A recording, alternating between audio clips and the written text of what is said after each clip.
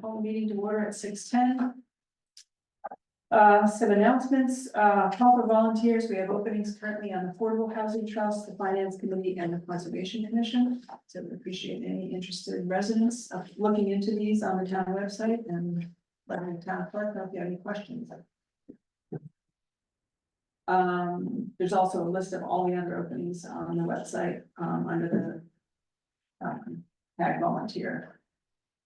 Regular business, item A is public comment. Is there anybody here that wishes to make a public comment? Okay.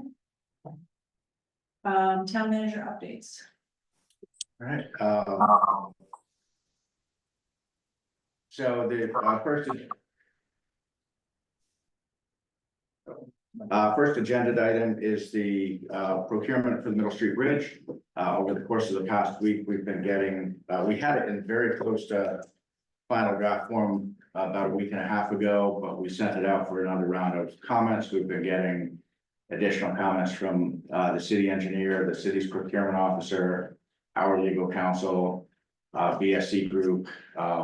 So it's been, I really want to commend Caitlin. She's absorbed just enormous amount of feedback on, I think the combined length of the bid documents is well over 200 pages, not including the packet of permits, which is over 500 pages. It's just an immensely complex procurement.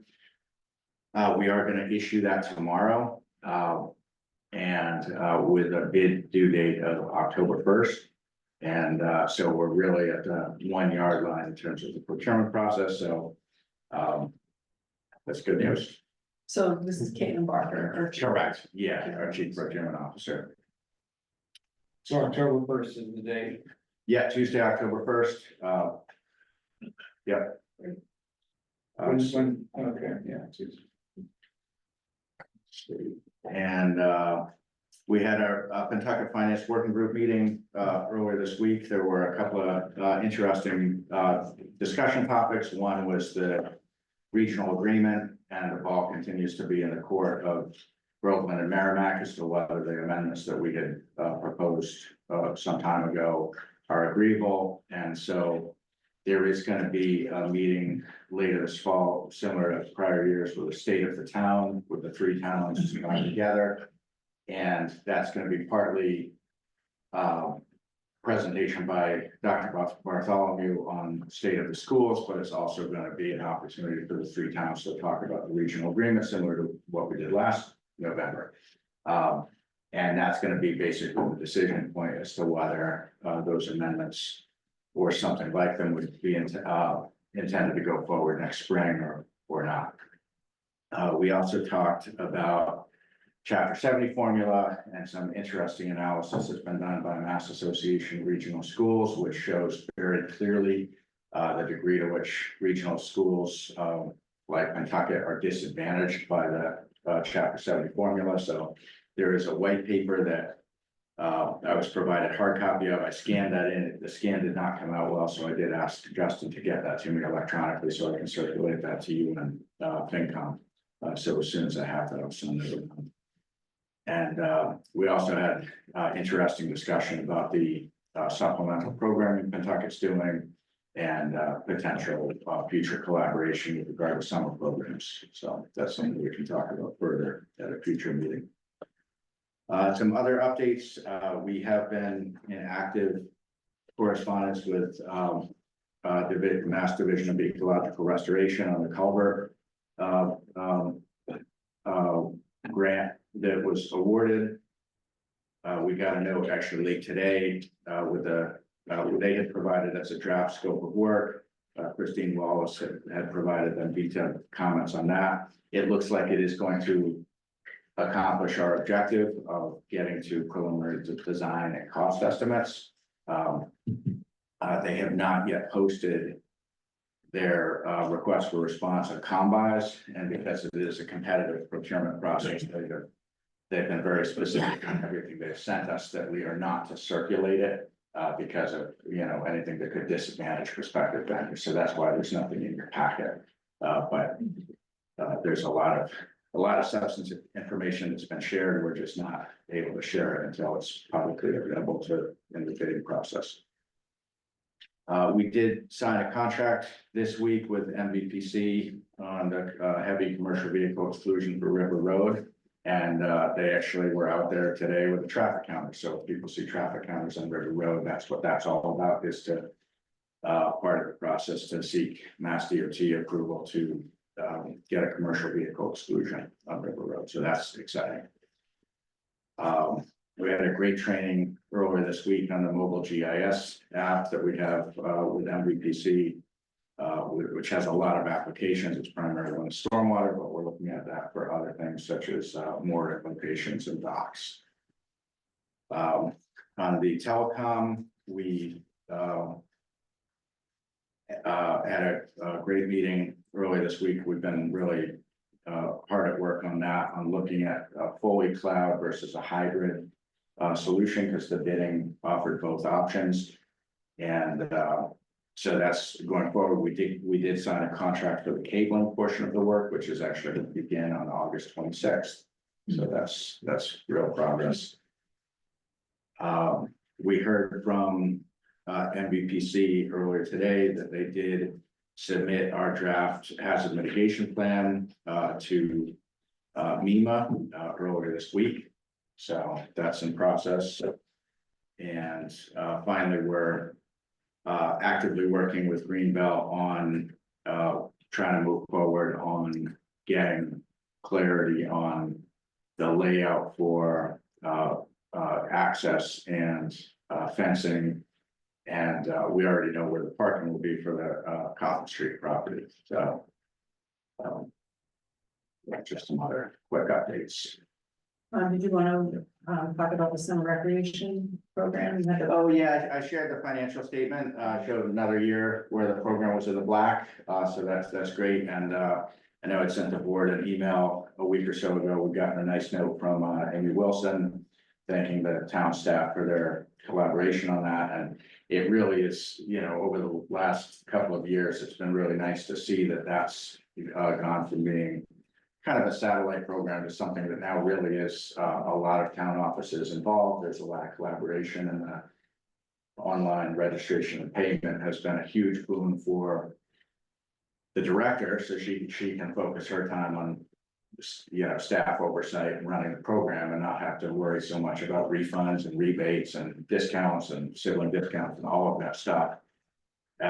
Also the purchasing, we had set up the Amazon account, so she's able to do her purchasing, and me or the town accountant have to sign off on the purchases, but that's just a click of a button. It's just really, it's been nice to see how that's really been integrated into as more of like a routine town operations, rather than submittable invoices after the fact for sometimes thousands of dollars, which in the old days the director was putting under personal credit card. So anyway, we've come a long way in the last couple of years in the program, even though the fee did go up last year. It continues to be here still extremely affordable relative to comparable programs in the region, and is continuing to run in the black. So that's very good.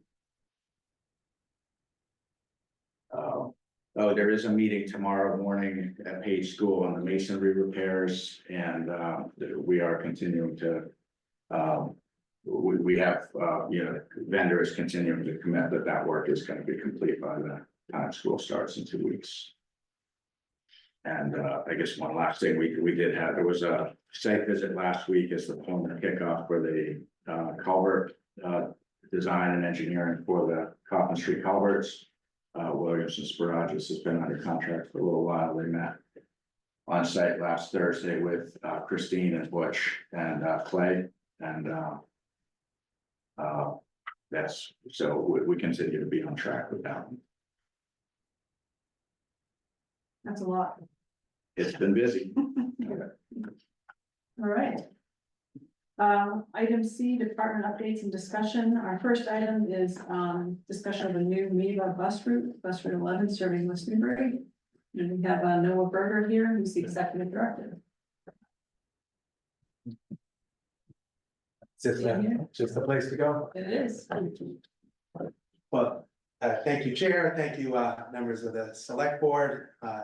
Thank you, Town Manager and Town Clerk and fine residents of West Newbury. So this is actually, it's nice to be able to present good news. We received a grant from the state back in the spring.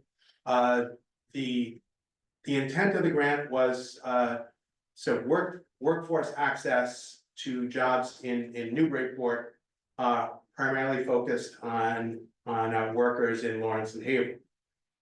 And I think this is one instance where maybe a town concern that you guys are cut through from one end of the area to the next. This time it works in your favor. Because now, because of this, and as it turns out, it makes a lot more sense to go on 113 than it does to get stuck on the highway. We can serve West Newbury with our fixed route bus. So this is the first time ever that West Newbury will be served. And it follows, actually, 2 years ago, we extended service to Groveland. And so we're making progress here.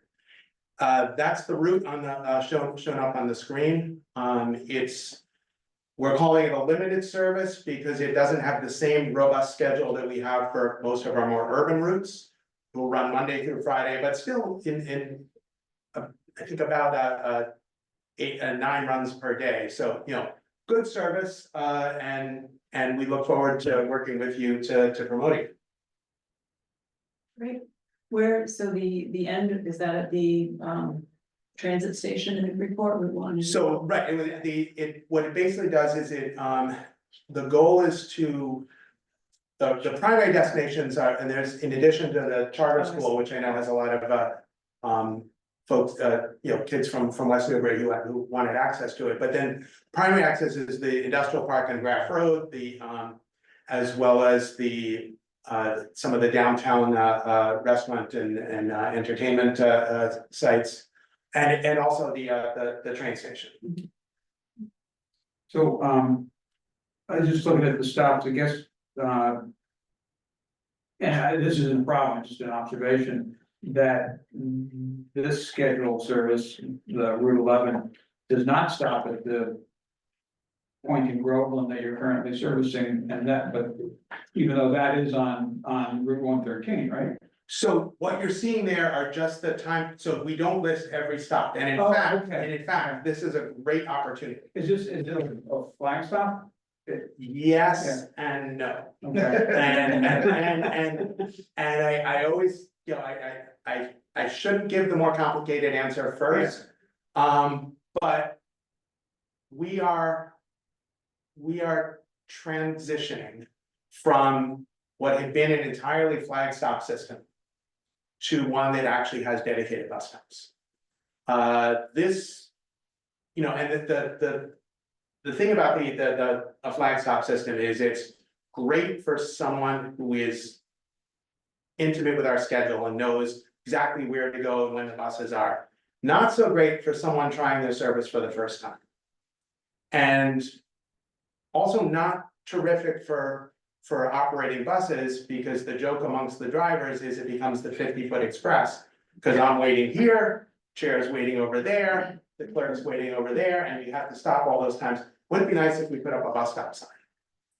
And since folks in West Newbury, for the most part, this will be their first opportunity. I know we have really dire, really loyal riders who live in West Newbury and walk all the way to Groveland. So they should be very happy, but the goal is, let's work with you and your DPW to cite the bus stop signs now. We have a few weeks to do that. I think so. We just mentioned Maple Street. That seemed like an obvious location, but there, right here might be a good location as well. And I defer to your knowledge of West Newbury to do that. By the way, I want to introduce our team. So Amy Jenkins is our general manager. Natalia Currid is our outreach director. So both of them have worked very closely with Christine and your Council on Aging. And then Ed Nutter is our facilities manager. So he's gonna make sure that the signs are are spick and span and in good shape. And also will help cite them and actually work with his team to put them in. So how many stops are you looking to add? I think there's no magic number other than it has to be a safe place for the bus to stop. But it, you know, the general rule is between a quarter mile and a half mile separated, but you know, if you have key destinations that are closer together, obviously we can be flexible with that too. So I think we defer to your judgment. You guys know the town better than we do. And when do you need these suggestions by? What works for you? I mean, the good news is, because this is, you know, the service, and I should have led with this. We're launching September 3rd. Okay, The good news is we can put signs in the ground very quick. So if we don't get it perfect on September 3rd, you know, so long as we have good communication, you know, people will know what to do. But it does, it's not, everything doesn't have to be perfect September 3rd. We'd like it to be, but it's a work in progress. And by the way, the whole rest of the other 15 cities and towns in our service area also don't have bus stops yet. So you're not alone in doing this. These signs fixed to poles, or they plackets on triangle boards, or? Yeah, so it's a, we have a square pole. It has what we call a lollipop, which is basically a circle in our Miva colors with a bus icon on it. That's simple because it's the same every stop. Then we have a flag that will tell you where you are. This is the Route 11, and on one side of the street, it'll say going to Newburyport. On the other side, it'll say going to Lawrence Reagan. so are there any concerns that this is a state highway? Do they have any restrictions on stops or anything like that?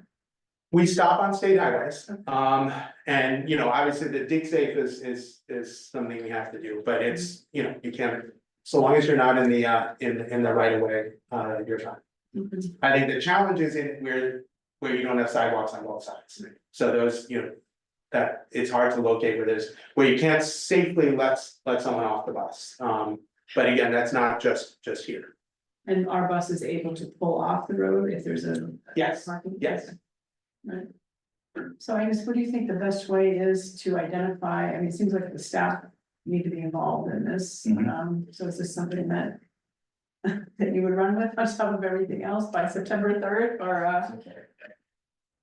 Yeah, I mean, Jim is the town's rep to the Miva Yeah. board. I think obviously Butch has to be involved, and Dwyer, I know he's out on vacation right now.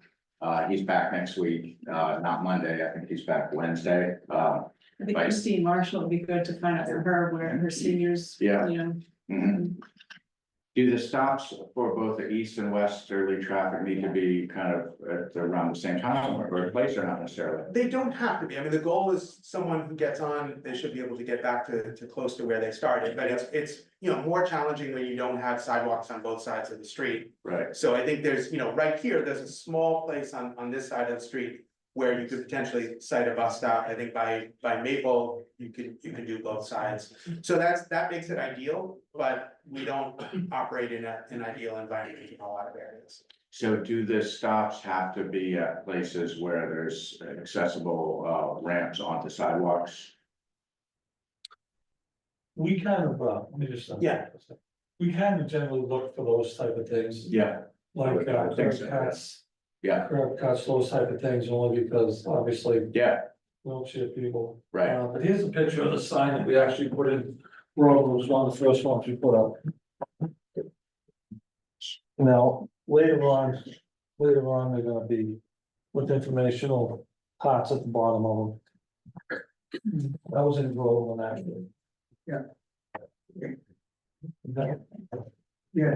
Sorry. I think, is there, No, no, I noticed what I thought was a new, and this is not here, but in Amesbury, I think there was a new, I drove by today, Yeah, a new bus stop, and I think there might have been, was there one of those signs there? You're talking about the shelter on Macy Street? Yeah, Yeah.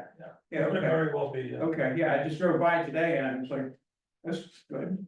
So, I mean, that's another initiative that we got money from the state a couple of years ago to put up bus shelters. That will come later. Yeah, But- oh, yeah, I wasn't suggesting. No, it's a good suggestion, and I wanna say, I have to give a big shout out to your clerk, who's also my boss, cause he's on the on our board, as well as Christine Marshall at the CF. They've been strong advocates. I remember probably a couple of years ago, when we met with Christine and told the story of a gentleman in his mid-70s who not only walks to Groveland, but is carrying lumber. And, you know, was strongly advocating for our service, and I do, every now and then, Jim texts me pictures of buses running on 113 and said, could you guys just open the doors? So, we get, you know, he didn't think I was listening, but we did. Is there any provision on the buses to carry bikes? Yes, we have, all our buses have bike racks on the front. Right. So everybody here, the maiden voyage can ride for free, right? Not only on the maiden voyage, but hopefully every other voyage after that. I know I said, yeah. Yeah, okay, right. I'll give you the $20 after.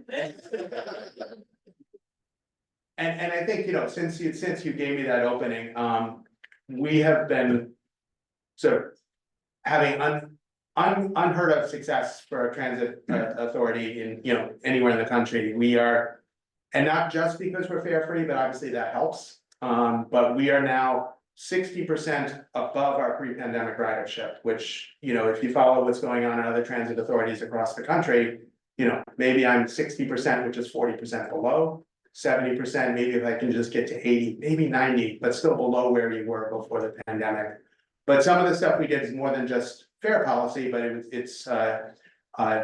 we made ourselves more visible, so we rebranded the buses, so they stand out, they no longer have the same design as mail trucks.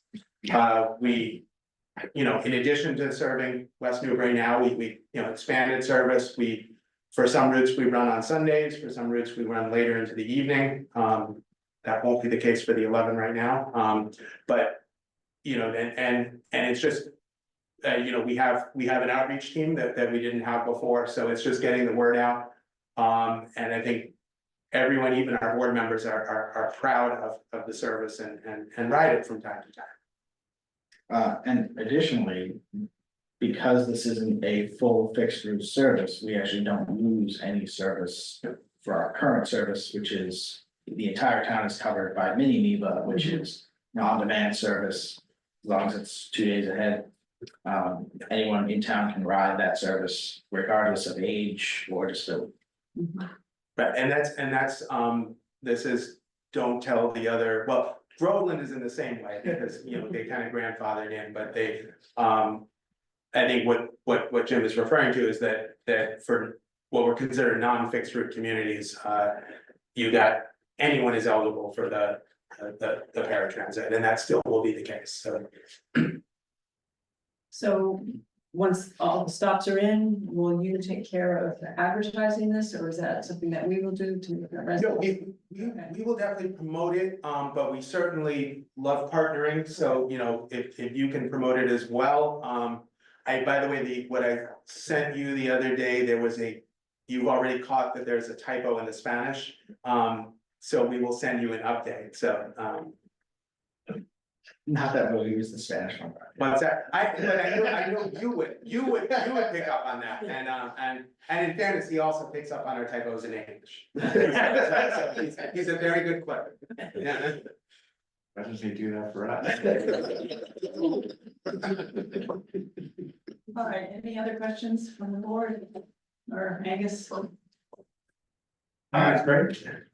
No, just you're off tomorrow next week, right? Yeah, but I can. Oh, great. I'll All right, so I have to say, we'll need to run with this. All All right, so. Okay. And I can take the bus from home now, so it works out. Oh. That still happens.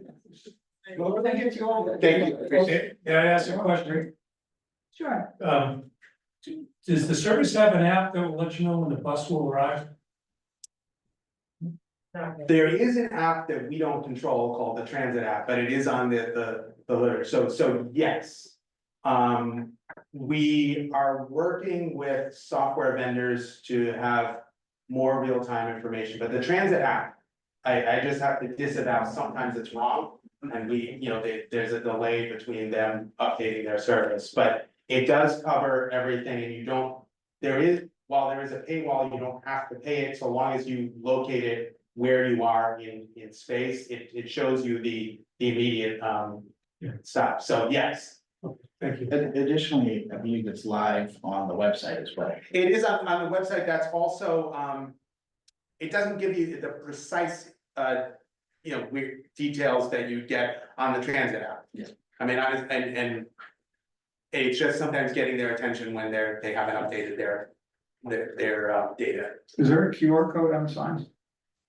Or is there any direct link to your website from the sign? So there is not.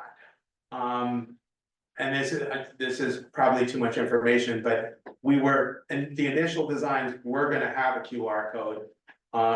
In places less refined than West Newbury, we were told that people slap their own QR code over it, and you get very unsavory stuff when you're looking for a bus schedule.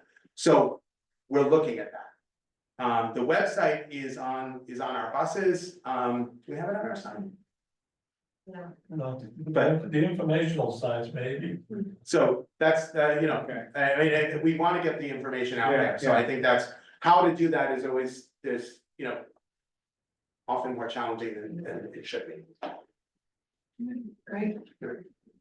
Thank you. Thank Thank you. you to your team for coming in. Yeah, thank you for being here. Go Thank you, it's great.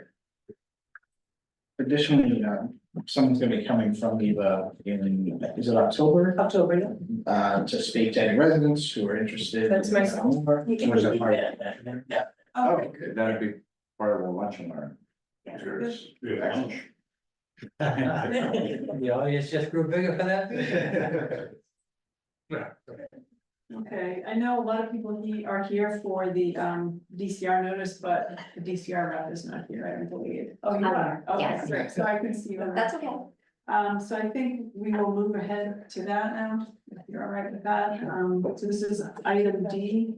I'm sorry, item E, action items. This is DCR notice of proposed acquisition of a conservation restriction on 26 acres located at 963 Main Street. Also request for a waiver of the 120-day notice period.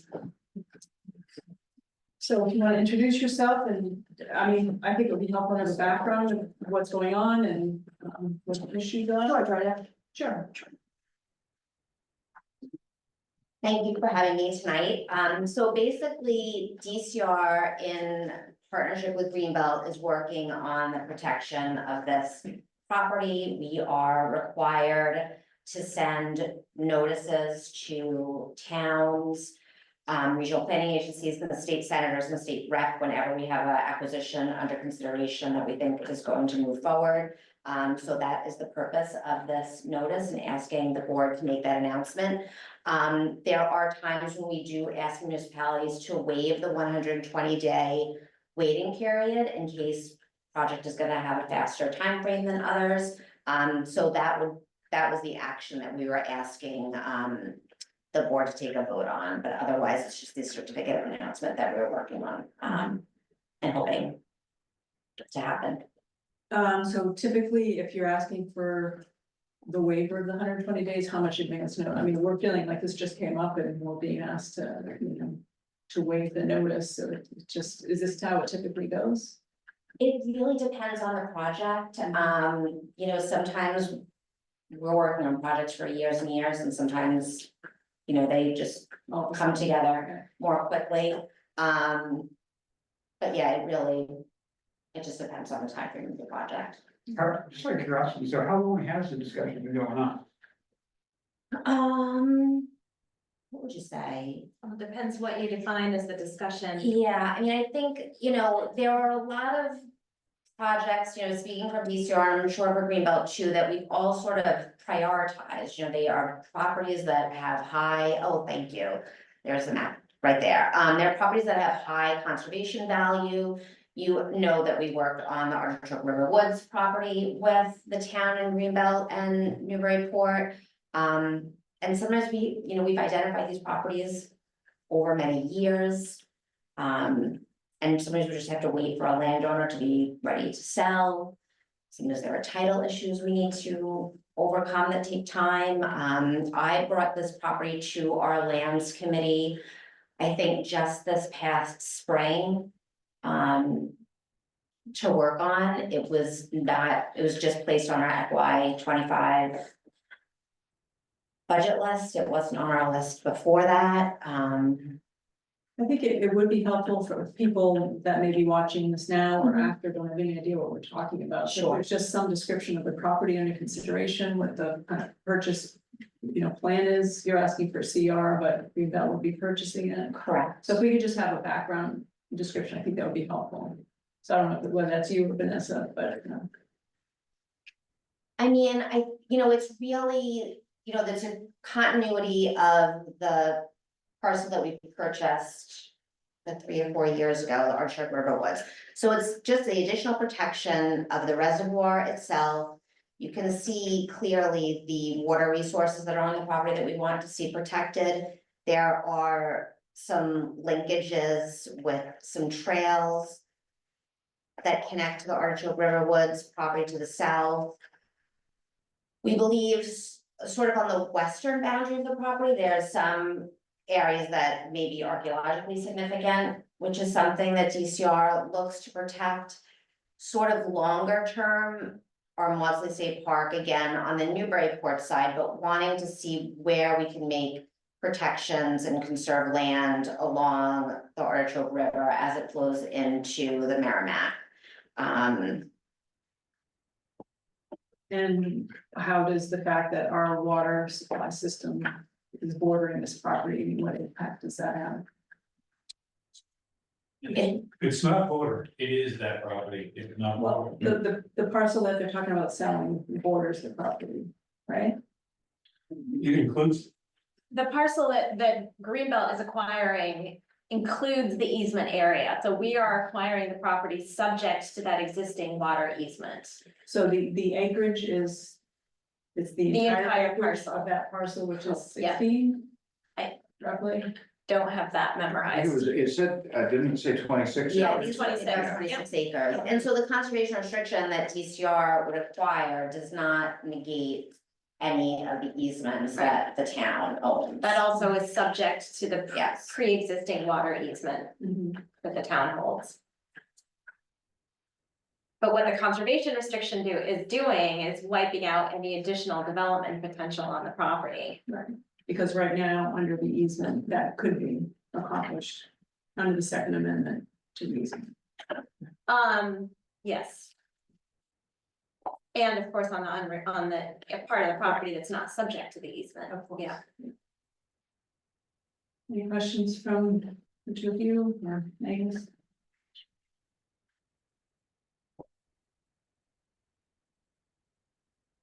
Chris, go. I don't even know how to phrase my questions. No, we've had very little time to look at it, and I'm not even up to speed on it, and I want to look deeper at it before waiving 120 days. I'm not saying we need the whole 120 days to look at it, but I feel like we've only kind of blind on it at this point with my limited knowledge on it, and especially where it's the most significant resource in the town, being the well field. I think you have to be very cautious on how you proceed. And what would the impact be if we do not waive them for you? For us, honestly, if you're feeling like you don't want to waive the 120 days, the only thing it means for DCR is that we can't move forward on the conservation restriction until 120 days from tonight happens. We can't do anything within 60 days, there's a 60-day announcement requirement. So we have to wait 60 days, but if you choose not to waive the 120-day notice, then we just have to wait 120 days before we apply the conservation restriction.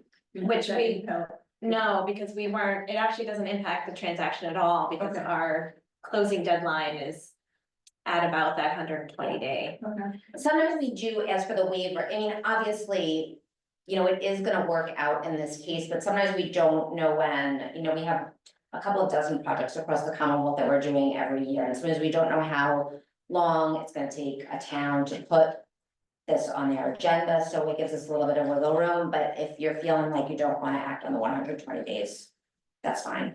Yeah, I feel like that's the consensus. I mean, we just learned about this a week ago, so. Very fast. Yeah, I just wanted, Rick, did you have any? Yeah, I don't know. So I think you said this, but I just want to be clear. So I know you were clear that nothing about the acquisition or the CR would in any way impact the existing easement.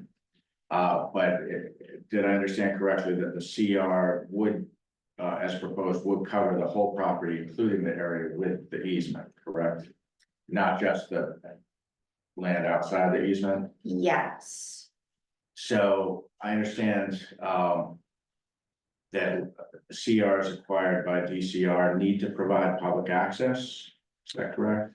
Yes. So how, to the extent there's conflict between the zone one protections of the water supply and the requirement for public access, how do you see that getting? I mean, I think that, reconciled? I mean, the property is already being used by the public, yeah, I mean, there are trails out there already being used. It's still subject to the easement, and the First Amendment to the easement allows the public, well, as Alice Society of St. John the Evangelist and its invitee is to use trails that are on the plan that was recorded, which actually, It's in here, yeah, Just those trails? yeah, it does, yeah, just those trails, and they do, that does go into the zone one area. The town at its own expense is allowed to relocate those trails if DEP requires that those, or the town feels that those trails need to be moved in order to protect the water supply. The easement doesn't allow horseback riders on those trails, just foot traffic. What about bicycles? It's silent on bicycles. It says any other form of transportation, so, I mean, we were asking, does that include bicycles or not? I mean, typically it would, yeah.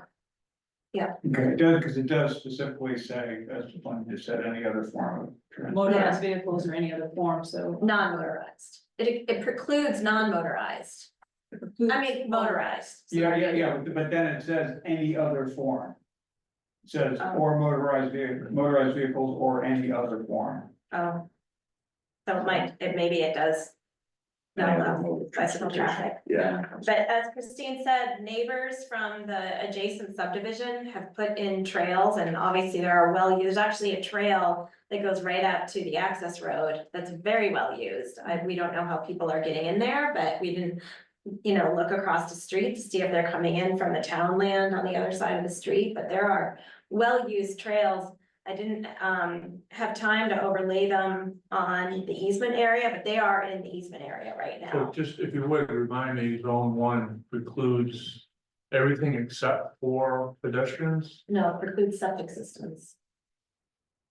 zone one. precludes- No, we're talking about the easement, This not is- zone one. Yeah. Includes. So I'm asking specifically about zone one, it precludes certain activities within it. Doesn't it? Yes, but it allows passive recreation. Yeah, passive, meaning you can walk it, but you can't, I'm just asking something that's a little bit off topic, but the zone one, just to clarify, allows very little. In the way of activity, Mhm. correct? Bob, did you have a question or comment? I'm speaking to the board and everything else. We've only heard about this a week ago. Mhm. And to waive 120 days, I think is ridiculous, because we need to know how this is going to impact the town, the well field, and everything else. And we need time to talk with you folks, town council, and a few other things, and figure out where we're going and how it's doing. I would suggest that we don't waive the 120 days. Okay. May I say something? Oh, sorry, I didn't see you. This is the only public water supply we've had for ever that is town controlled. It represents 2/3 of the water supply for this entire population. And anything that threatens that. Is a critical high priority risk. So I would request that the select board task town council to really look at this very thoroughly. And I would also, if it has to go this way, and DCR buys it and goes to Essex County Greenbelt, I would certainly like to be able to have the town negotiate access and use. So, you know, if there's gonna be a parking lot on 113, we would certainly like, as people that have, a group that has a permanent easement, to be able to negotiate what that is. And whether or not people are walking in currently on trails, going through fences to get to the current access from 113, that's really not an excuse for grandfathering these things.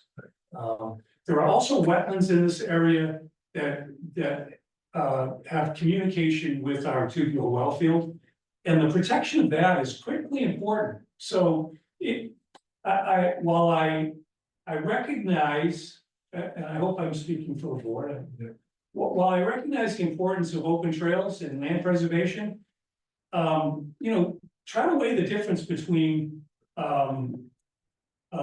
trail access, which is a good thing, and a public water supply that, you know, we may not have forever. Tubular well fields have a finite life. So where are we gonna find our water after this if the life of that is somehow compromised by this? Why not have a super uber protection Right. of the well field and a zone one, whatever that is, you know, in our critical condition, you know, why can't it be consideration for expanding that so that we can ensure that at least we can provide our town with 2/3 of what they're currently using? Yeah, it's all about unintended consequences, which we need to parse out better, that's all.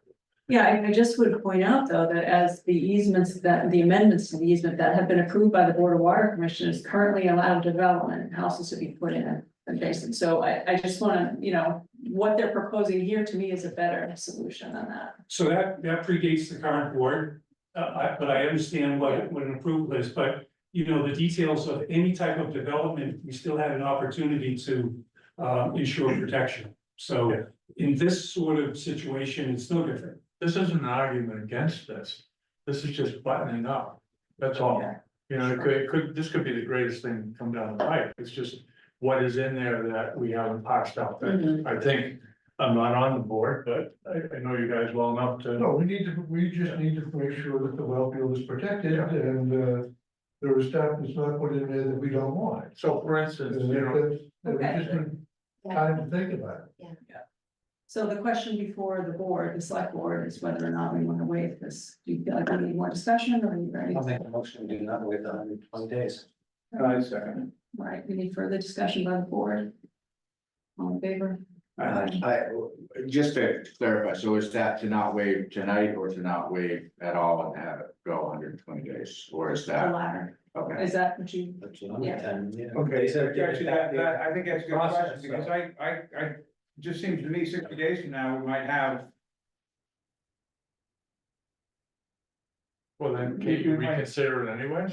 I mean. Oh, we're just not waiving the 120 days. That doesn't mean we Yeah, have to wait. Kind of a decision. You can Okay, but that's just, but for the minutes, I just wanna make sure, because if it's stated that you're not waiving it, that could be construed as 120 days will pass, whereas if you get to 60 days or 80 days or whatever, and you feel all the questions have been answered, I just didn't, you know. That's the intent. If it takes less time, that's fine. Okay. So I would say, So it the might be motion- clear to say at this time to not waive it, because you could, at 110 days, you could waive 120 days, and I don't want someone pointing back to this vote, and you see what I'm saying? So at this time, you're not waiving the 120 days. So, I don't want to- We can set a time frame for it. So we had a motion, we voted it, so do I have to make a counter motion? Well, let's ask the expert who's asking us to make. You do not need to take action Yeah, tonight or in the future on the 120 days. yeah, We're comfortable with the time frame that we have to operate in. So we only need to take action if we wanted to wait. Correct. Okay, so do you You want to make retract yes. your motion or? That up. I don't know, I guess, are you? No, I think I know the minutes will reflect the discussion, Okay. but if no action is Yeah. needed, that's. I mean, we could use the minutes, but we would love, just a certificate of announcement to be Yeah. signed, but, that doesn't require a vote, that's just, this discussion is Okay. suffices. All right, anything else? So I have this might be a tangential question, but I seem to recall in prior instances. Where there's a CR to be acquired in the town, but to which the town is not a party, such as this. That the chief elected official is asked to vote a finding of a public interest being served by the CR, or is that in any way applicable? So to this? that would be the case if a nonprofit was going to be acquiring Okay. the conservation restriction, where this is the Commonwealth acquiring it, we don't need local approval for that. Got it. So our secretary of EEA has to approve it and sign off on it, but it doesn't require municipal Okay. approval.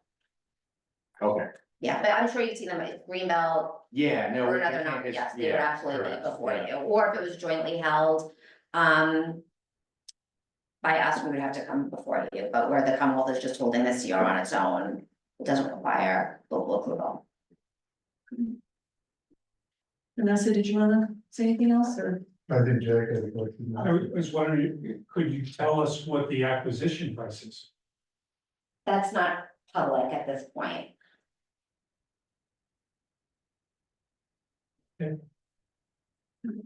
Would it be public within the 120 days?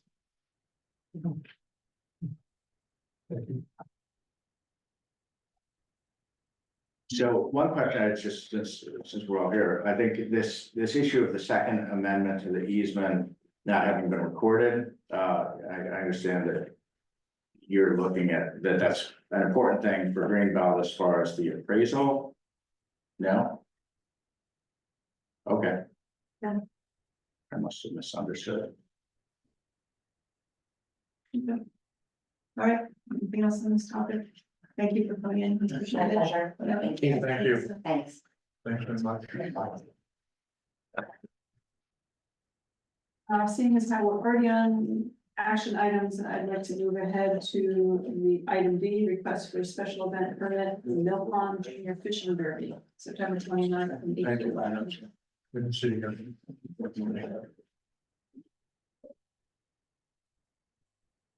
So first of all, thank you for the complete and thorough application. It's the first one we've ever had. It's been, all the i's are dotted and T's are crossed. okay, And I, Thank you. yeah, Bye-bye. Yeah, thank you, guys. so it sounds like a great event. Did either of you have any questions on the specific, no, but we can't fish there because we're only 16. They don't check ID straight. We did that on purpose just for licensing Yeah, and it's for the kids. I'm not. yeah, I was kidding. Sure. I was kidding. Good job. yeah, Rick's really about that. My only question is, would there be any other events up at Pipes, Dave? That would, sometimes it's horse shows and sporting activities, and I don't know about, you said 20 or 30 participants. If there's enough parking on the lower lot, I just, Yeah, we'll, deal with that like we have in the past, which overflows up top and then walk down. We usually have some signs already made up that say the parking lot's full down below. I'm really not expecting a whole lot of people based on the 3 prior events we've had at Mill Pond in this past year. So I'm not holding my breath, but yeah, it would be awesome if there were 20 to 30 people, but I'm not totally sold on that yet. my bigger question is, there any other events up at Pipes, Dave? Like if there's a Yeah. horse show, they take over the whole thing. We work, the Mill Pond Committee has already worked with a lot of the different horse groups and organizations to vet that, so. Even if there are some later in the day, we're pretty early and pretty small, and that was already made clear that that should not be any issue. Yeah, and that's part of it, that, as you know, there's two different things. There's a special event application, which is before you. The facility use request is different, that's handled at the staff level, and that's exactly intended to make sure there are not conflicting things programmed. So yeah, once Caitlin gets that into the system, it shows as booked, and in order for anyone to use Pipe State, that actually requires approval of the Mill Pond Committee, so there's some checks built in. But there currently aren't any events there. I haven't personally checked, I don't but believe so. we have, None that we're aware of. Cause I know we approved a couple for the Yeah. horse people with runs throughout there and this other horse shows. Not so that was like the myopia hunt stuff that. And I think it was different on weekdays, wasn't my opinion. I'm just wanna make sure that you don't have a. We deconflict these things internally Yeah. through the Mill Pond Committee. The member of. Discussed. but yeah, and just with the booking system, that's kind of part of the advantage of now doing that, is that it's all. Like a conflict I won't say it's not possible, because anything's possible, but the whole system is set up to avoid that and to make sure that once a facility is booked, it's not double booked. So that's part of what Caitlin does with that. You mean those calendars we used to put on the walls, didn't really work? I did have one question. It says no food, but then in the health agent's approval, it said coffee and donuts are okay. So I reached out to them, just to make sure that if we did provide something, it would be okay. And he said, you know, the email said that, yeah, as long as we take the proper precautions, we can do that. We have to, at the next Mill Pond Committee, commit funding for such things, because we found out that we cannot accept donations over things like this. But yeah, so we'll if we do funding for it, then we will have it, and if not, then we won't. That's not needed. There is a Mill Pond gift account. Someone can provide gifts, but yeah, in terms of fundraising by a public entity, there's a lot of, restrictions. I did talk to Matt about that and by phone a few weeks ago, and he seems a little I said, there's a way to do it. You just have to do it the right way. And he said, I don't want to hear it. It's, oh, okay. There is a way for public entities to, it's very, you have to do it right. So if you want to learn more about that, we can set up a time to talk. Yeah. Because I did, he called Max is what actually happened, and Okay. I overheard, I could tell there was some dynamic, and so I jumped on the call. This was probably 3 or 4 weeks ago. Okay. Not to waste everyone's time this evening, but Yeah. I will get with you. Yeah, there's significant restrictions on use of public resources for fundraising. So, but with that said, there is a gift account.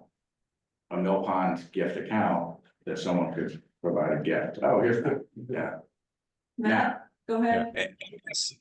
Yeah, no, this was explained, and I think Wendy was at our last Mill Pond meeting. We did loosely talk about the subject matter.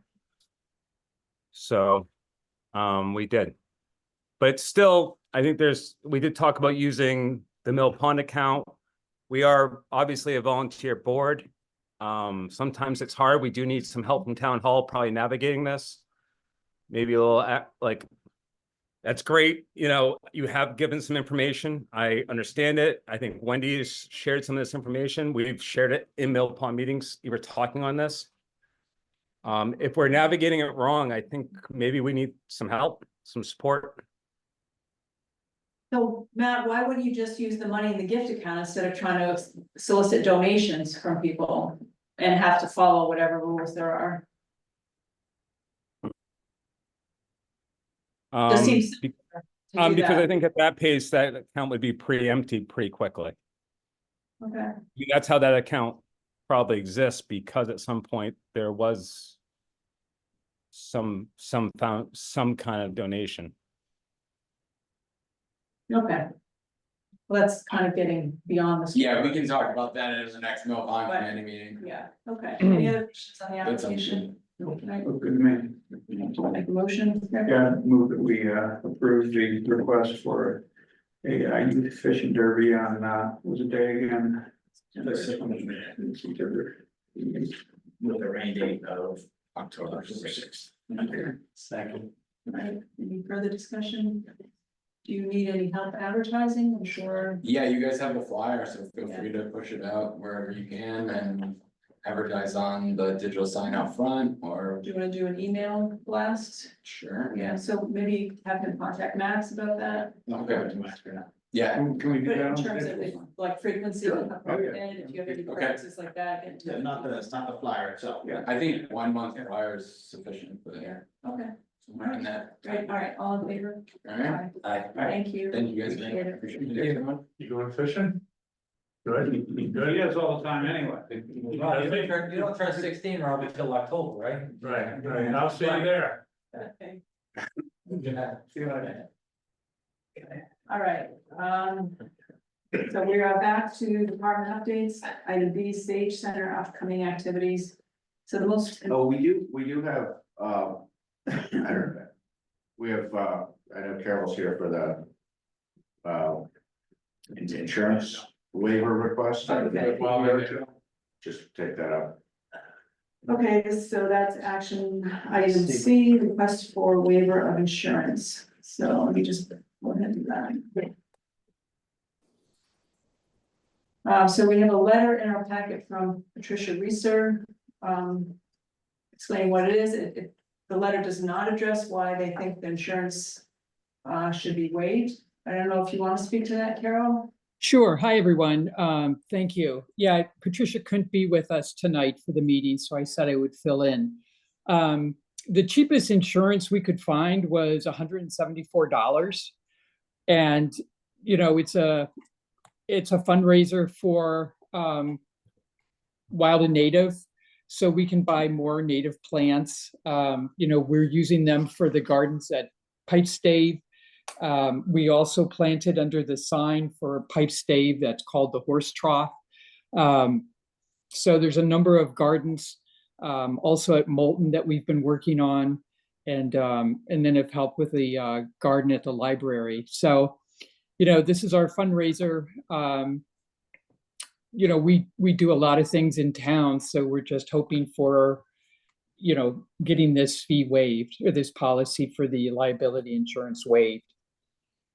I think that the fee was waived because I agree that this is an important contributor to the town. I guess my concern is that the insurance requirement is there for liability, not whether it's a worthwhile endeavor or, and our insurance agent has advised us to not waive the fee, and in the past, we have not waived insurance requirements, so.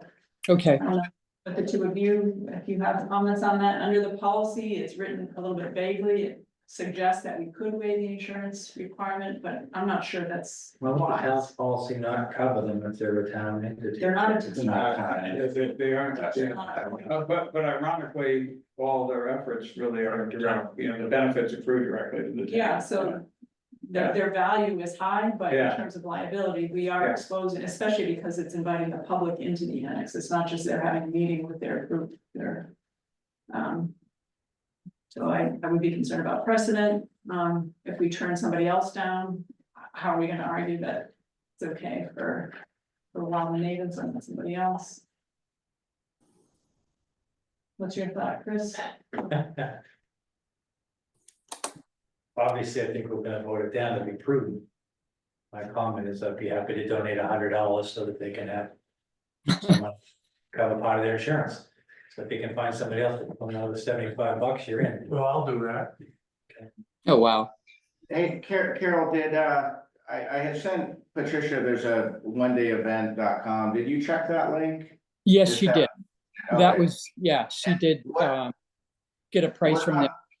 Okay, good. Yeah, because there's a platform that offers one-day policies for exactly this kind of thing. The other thing that sometimes some people have done, for instance, if someone's using the old town hall or annex for a birthday party, is sometimes they can get their homeowner's insurance to provide a certificate of insurance, naming the town as additional insured just for the day of the event. I don't know, maybe that's easier to do for like a kid's birthday party than for something like this. I don't know if that's an option Yeah, for something like this. there's or not. multiple people involved in this. I think that that would not be something that an insurance agent would recommend. Oh, I mean, so, but it was, I mean, Angus did provide a couple options. yeah. He did. Yeah, he So did. I just Patricia wanted, told me. since that was just on Tuesday was the first, I just didn't know if there'd been time to, so you mentioned $174, I didn't know if that was based on, if that was recent and it sounds like it is, so that's good. I It just is, wanted to yeah. make sure that- That's that what you're- Patricia had checked with the link that you had given her, and then they sent her back. She said what this was for, and they sent her back the fee. So as of now, you're covered, Carol. Well, thank you very much, everyone. That's awesome. Thank you. Well, so I just want to say that in Patricia's letter, she said if the waiver is not granted, then to withdraw the application. Well, it looks like we have the insurance, so I do not think that will be so, I don't know, Carol. Unless you have it in hand, I'm not sure. Well, they don't need any right. board action. Well, I'm just saying, so you don't want the application withdrawn, despite Patricia Correct. saying that. you're right. Okay. I do not want the application withdrawn. We'll Okay. figure out the insurance and that would be great. All right, We'll do that tomorrow. Yeah, Carol. we'll send we'll make sure the application gets to Caitlin Barker to get it into the system. Thank you so much. Processes. So, Chris, Rob, thank you. all right, thanks. Thank you, everyone. Bye-bye.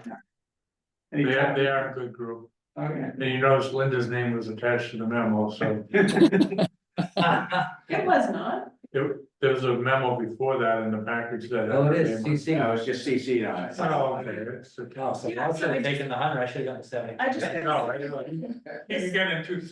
this discussion has nothing to do with the value of this. No, Your guy knows that. No, you're exactly right. I would have recommended exactly your course of action, All right, 100%. Okay. We shouldn't be in the business of working around insurance policy. That's not good policy. That's not good. all right, thank you. yeah, Thanks, Carol. okay, so let's go back to the department updates. Although we have some. We do have the farm lane. All right, so that is a discussion item. Jim, are you keeping track of this? Yeah. Okay, I am too. And two. all right, so Thank this you, is Chris. general discussion item D? No, C. C, FC. okay. So, in the packet is the requirement for the board to issue parking. And we also have the person that wrote the letter, requesting.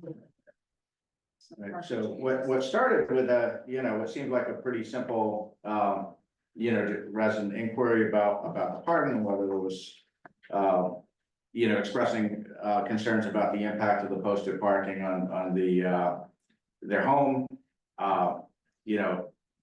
I looked into it and it actually immediately, I forget if it was Jim or Rebecca, but someone came and I'm like, you know what, this is a bigger can of worms, because I remembered that when the guardrail was put in, and Chris, I think, was brand new on the board and was trying to, we should put, and I just didn't even think of it, but we can't just post parking restrictions, they have to be put in the newspaper, so hopefully my memo sets it out clearly, so there's a couple of issues at play. The existing signage does not in fact match what is legally enforceable.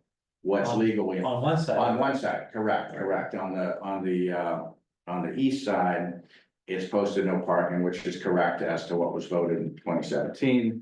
On the west side, on the school side, what's enforceable is it's 2-hour parking, 7 to 3, Monday through Friday.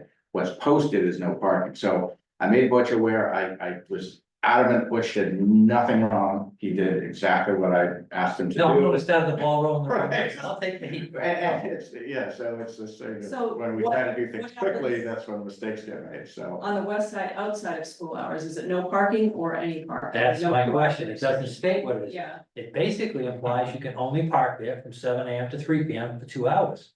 The rest of the time, then you should not be allowed to park, right? that's how you, okay, it's not clear to me. So what I thought was that since this is probably, I think, the first time this board is seeing this document, Yeah. I think this really warrants a thorough review. I don't want to bog down the farm lane request, and we'll get to the specifics of that shortly. But I think this is, I have provided this to Butch and asked him to basically to field check this as to whether the existing signage posted around town is consistent with this, this document, because this, what you're looking at, this is what is legally enforceable in terms of parking restrictions in town. I have no knowledge as to whether this reflects the current board's opinion or Butch's opinion or Dwyer's opinion, because they both, Dwyer was not the chief when this was approved. Butch was not the superintendent when this was approved, so I wasn't the town manager when this was approved. Like, I don't think anyone, I'm not saying it's bad, I'm just saying I don't think anyone currently involved has any ownership of the document. So I do think it's something we want to look at, of not just for Farm Lane, but for anything. Is this the parking restrictions that the current roadway commissioners, the select board, feel is appropriate? The immediate, request is regarding Farm Lane, but there's others in here. So Butch is, in his spare time going around and just seeing the signage. Yes, spend time? So yeah, it's kind of a bigger policy discussion. But it seems to me that the specific request should be delayed until we address this. Well, it's up to you to how to handle it. I did tell Butch to not go ahead and change the signage to reflect what's voted, because I don't want him to spend time and money on signage without checking with the current board as to whether you embrace what was voted in 2017 or whether you see it differently. Or my assumption coming out of tonight is that you would refer the residents' request to Butch and Dwyer, get their opinion, and then take it up at a future meeting. And if they recommend, based on a careful review, see what they recommend in terms of parking restrictions, and then. I just thought we should do it all at once. I mean, have them look at everything, or do you think that's gonna take too long? Well, what's on their plate. Yeah. I mean, I mean, it's however you wanna do it, but personally, I feel like I wouldn't wanna use the town, I wouldn't wanna bog down a specific request with the town's policy issue. But I guess what I'm after is what is behind those decisions on those areas. I wanna be consistent with whatever we do on Farm Lane. I don't wanna do something different on all the other ones listed. And if we don't have a clear set of, decision points. But to be clear, the easterly side of Farm Lane is correct, is There's no posted as correct. Is So in order to accommodate, you're still gonna have to do a posting to change that, I would presume. Yeah, you'd have to check, Yeah, right. and the request was to allow parking on these. Right. Right, or have residents only parking. Which is, actually, that was a great solution, because the first house on the street obviously doesn't want parking, because he's got about 3 tons of stone lining his property. So no one can park there, and then it goes to the next house, and they do park there, probably need to park there, so. I think the danger, I hope Butch and the chief will take a look. Parking on the westerly side of that road becomes insane. Right, you should. Previously, without the railing, it was a shoulder, and so you could be half on, half off. But now there's basically you're parking on the driving lane, if you were to allow it, that becomes a real danger. So is it reasonable to ask Butch and Chief Dwyer to look into this and come back with a recommendation for our next meeting? Definitely. And to focus on Farm Lane. Just on Farm Lane, Correct, I yeah. think that's the best But approach. I do wanna understand. Isn't there, once you get past a certain point on Farm Lane, I don't think you'd wanna be parking on the easterly side anyway, doesn't the bank go up really steeply? Well, this was all predicated from before, when the school didn't have enough parking. too. Right. That's a good point. Yeah, Now they do, so, I'm looking at Chestnut Street and Chestnut Hill Street. I personally don't see why you couldn't park there now, so these are discussions that maybe sometime, I'm not sure, I think you address this issue first. Yeah, We can so, work on registration. so Taylor and Alyssa, I think you are both, abutters or interested parties, either Yes, one of yes. you, both, feel free to speak. Yes. I know from developing a relationship with the Duleskis next door that the stones are actually not for parking, but they're for the massive amount of people that were turning around in their driveway and right on that lawn. Yeah. So that was why they did that. And it was Taylor, did you- people trying to take the wrong turn into, they thought that our street was the school entrance, not the, further down, which I think has decreased a little bit since that new fluorescent sign went up. And also now the rocks, and then they have some signage on their driveway. Taylor, did you want to make another comment? No, I'm just thinking that I think that the signs at the end of my property were put up maybe during the Pentucket construction. Maybe to like bypass those people from parking on the side of our, farm, the current farm lane, to avoid construction traffic, but it is a huge issue with me and my partner in a single tandem file driveway that was permitted by the town to get in and out with two vehicles. And we were just looking, for a little bit of leeway. We're not looking for wide open parking, but potentially just resident only. I understand that the town has to keep everything, common, that sort of thing, but it's quite disappointing when we can't even park in my own driveway with my husband, who's on alternate schedules with me. It's a little bit difficult where he can't even park on the side of our house, basically. Yeah, just so you understand that that's always been no parking on that side of the street. It wasn't because of the school construction. Oh, I didn't know that.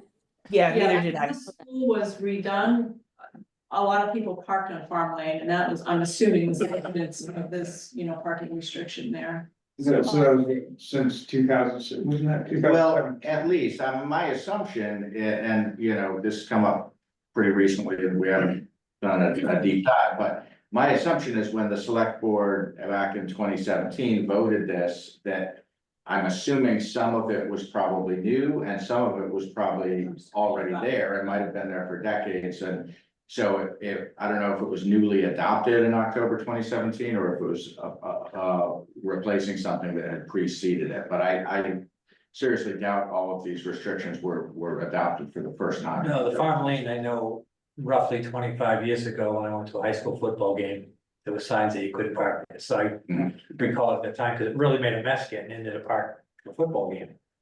I know that we've personally had officers visit our house. We've received multiple tickets, and it's a little bit discouraging. So that's why we brought it up with you guys tonight, and just trying to see where we can go with it.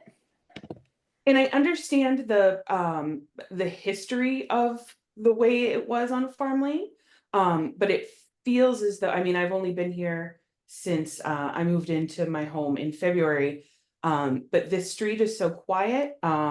People from the school don't, there's no students using the parking lot or the street to park, or teachers. And I just wonder if the changes that have been made with the school, and now that there's all this parking, if that would,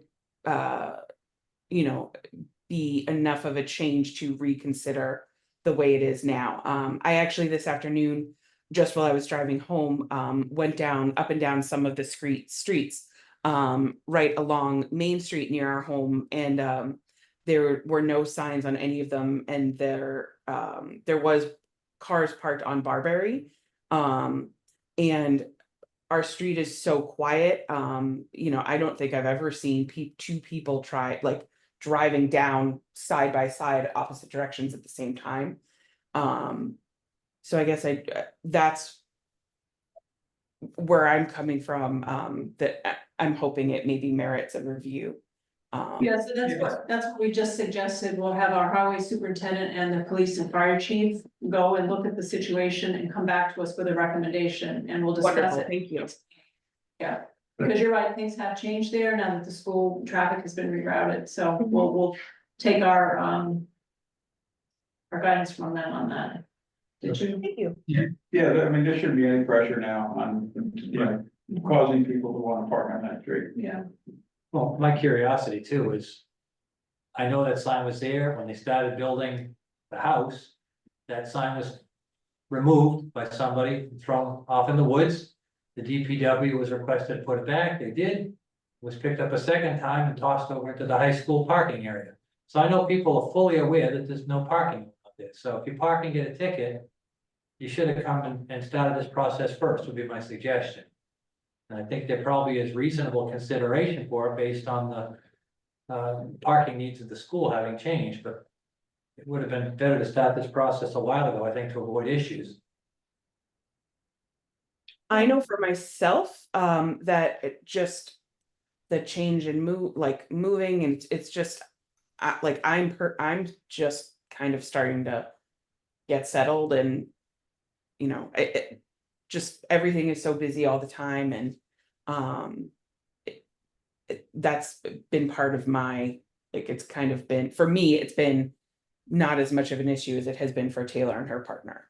But it does affect me still because I want to be able to have a party and have people be able to park on the street without fear of getting a ticket, or even if I have just family over at the holidays, to be able to have them park without worrying about that. Yeah, so we'll take it under advisement And just to clarify too, I don't know when things were thrown anywhere, but just so you all know, I will not admit to doing that, or my partner. We moved in February, so I just don't want you guys to think that we're disrespecting anybody and Yes. throwing things anywhere. So if that was prior to February of 24, No, that was not it's us. prior to when you moved in, Taylor. Okay, I just Yeah, want to I make was that keeping clear. track. I just want to make that clear that we are not responsible for disrespecting your sign. Yes. Yeah. Okay. I wouldn't even be surprised if a construction truck just drove over Okay, it. as long as it's not us. Yeah. Sorry, guys. So there's a suggestion, and I know we'll talk about this another time, but just to hear things out, there's a suggestion that maybe it would be for residents only.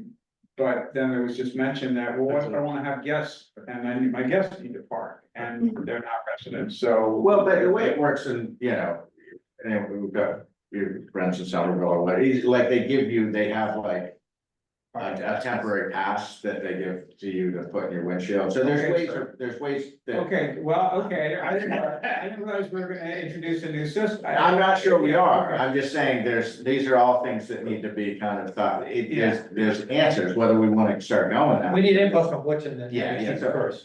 so I think, so that's clear on farm lane, and the other thing is, since I've already asked Butch to do it, I'll just ask him to include in that, so the near-term focus on farm lane, but also to just take a look at everything that's in this policy. Is this in fact how it's accurately signed? Because I think if we find there's other areas where what it says on the page is different than what's signed, then that needs to get as a nearer term item, just to get those reconciled, either to validate what's on the page or to, if there's signage that's, and I don't know if there is. Even if it's accurate, I think it'd be benefit to get his input. Oh, I know some of absolutely. these are again with the. No, I 100% agree with that, but in terms of, I'm just saying in terms of Yeah. sequencing things, Angus, if I could, I'm not the chair, so you could ask Wendy if you could. No. I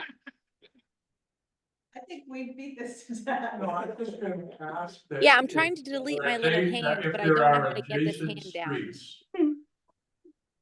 If there are adjacent streets that might have a policy that came out of the policy on Farm Lane, you might look at those at the same time. Are two of those streets adjacent streets? Yeah, Chestnut Street. So I would look at those at the same time, because they may have been forced by what we did on Fire Lane, that's all. It just seems provident to me. But we have one request before us, so we want to focus, get that resolved, and then we'll on to the others. All right, thank you both for coming in. Thank So you, just, Guys, we I appreciate don't know how it. to put my little hand Hold down. on, hold on, before you jump off, so the board's next regular meeting is Thursday, September 5th. So I just wanted to make you aware, that with the Labor Day holiday, that it's gonna be a couple of weeks, but so that agenda will be posted no later than September 3rd. And that will have the Zoom link and so forth. So I just want to make you aware that that's their next meeting date. Perfect. Thank you guys so much. I appreciate your time. Thank you. Thank you. Bye. Bye-bye. All right. CB? Sure. Is that where we are? I'll be back at. I'll be back. Yeah, so this is the Sage Center upcoming activities. One thing to note is because of the air conditioning failure, activities are either being relocated or in some cases canceled, so, Is it still hot there? Because the weather outside is, well, it's still August, it could change. So. are they being relocated or potentially? They have been, or they may, at some point through the rest of the month. So there's quite a few activities on here, so I would just suggest that, Especially depending on the amount of people that are there, and if it's too hot. yeah, so just check in with the COA before starting. A lot of great things though. But speaking of COA, I didn't include this in the packet. We have early voting the week before. I didn't think about timing of the next meeting, but the week prior to our next meeting and to the election is early voting, which we should put in the packet. That's all. For COA or for everybody? No, for the entire town. Okay, So we're actually gonna have it in the lobby. So yeah, okay. on Well, your, that was the on your connection. way That's to why you thought of it. the Okay. COA events, you can vote. All right. So is that need to be, I've already posted it. okay, And okay, we have continual like updates to remind people. about okay, good, all right. Popped into my head, we should put it in back. Well, people won't be walking by it because the events are not gonna be there. Yeah, well, we have to walk to the elevator or the stairs or, when you come to town offices, you will have the opportunity to. The other announcement for Sage Center is that the annex floor is being replaced on August 19th to 30th. So 3B Fitness and Breathe the Day Yoga will be at the town hall, not the old town. So item C, addition of portions of River Road, Indian Hill Street, and portions of Ash Street to the 2024 paving schedule. All right, I wanted to provide an update on behalf of Butch. The portion of the paving contract that was in the initial scope was completed. It's gone very, very smoothly. It's a tribute to him and his crew and the preparation they made and the time they spent with the vendor before they were out mobilized. But I've really, heard good things and heard no complaints, which is great. So Butch is adding portions of 3 streets to the paving contract. We had the contract and the procurement was written to allow for addition of streets at the same unit price that was bid. And he and Caitlin Barker were able to identify sufficient funding in the chapter 90 funds. So they're going to be, and this is going to be starting later this month, Ash Street from Middle Street to the Swamp and from the Swamp to Montclair. Those will get between 3 and 3.5 inch of paving.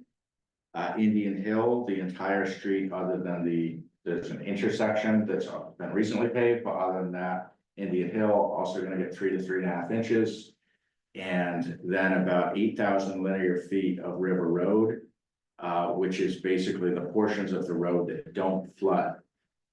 That's gonna get a 1.5 inch, basically to buy time. As you probably recall, River Road was initially envisioned to be part of the base paving contract. It was removed because of the resiliency study and not wanting to go out and repave the road when there might be, other work. But based on the deteriorated condition of the road, Butch felt, and he drove me out there, and 100% agree.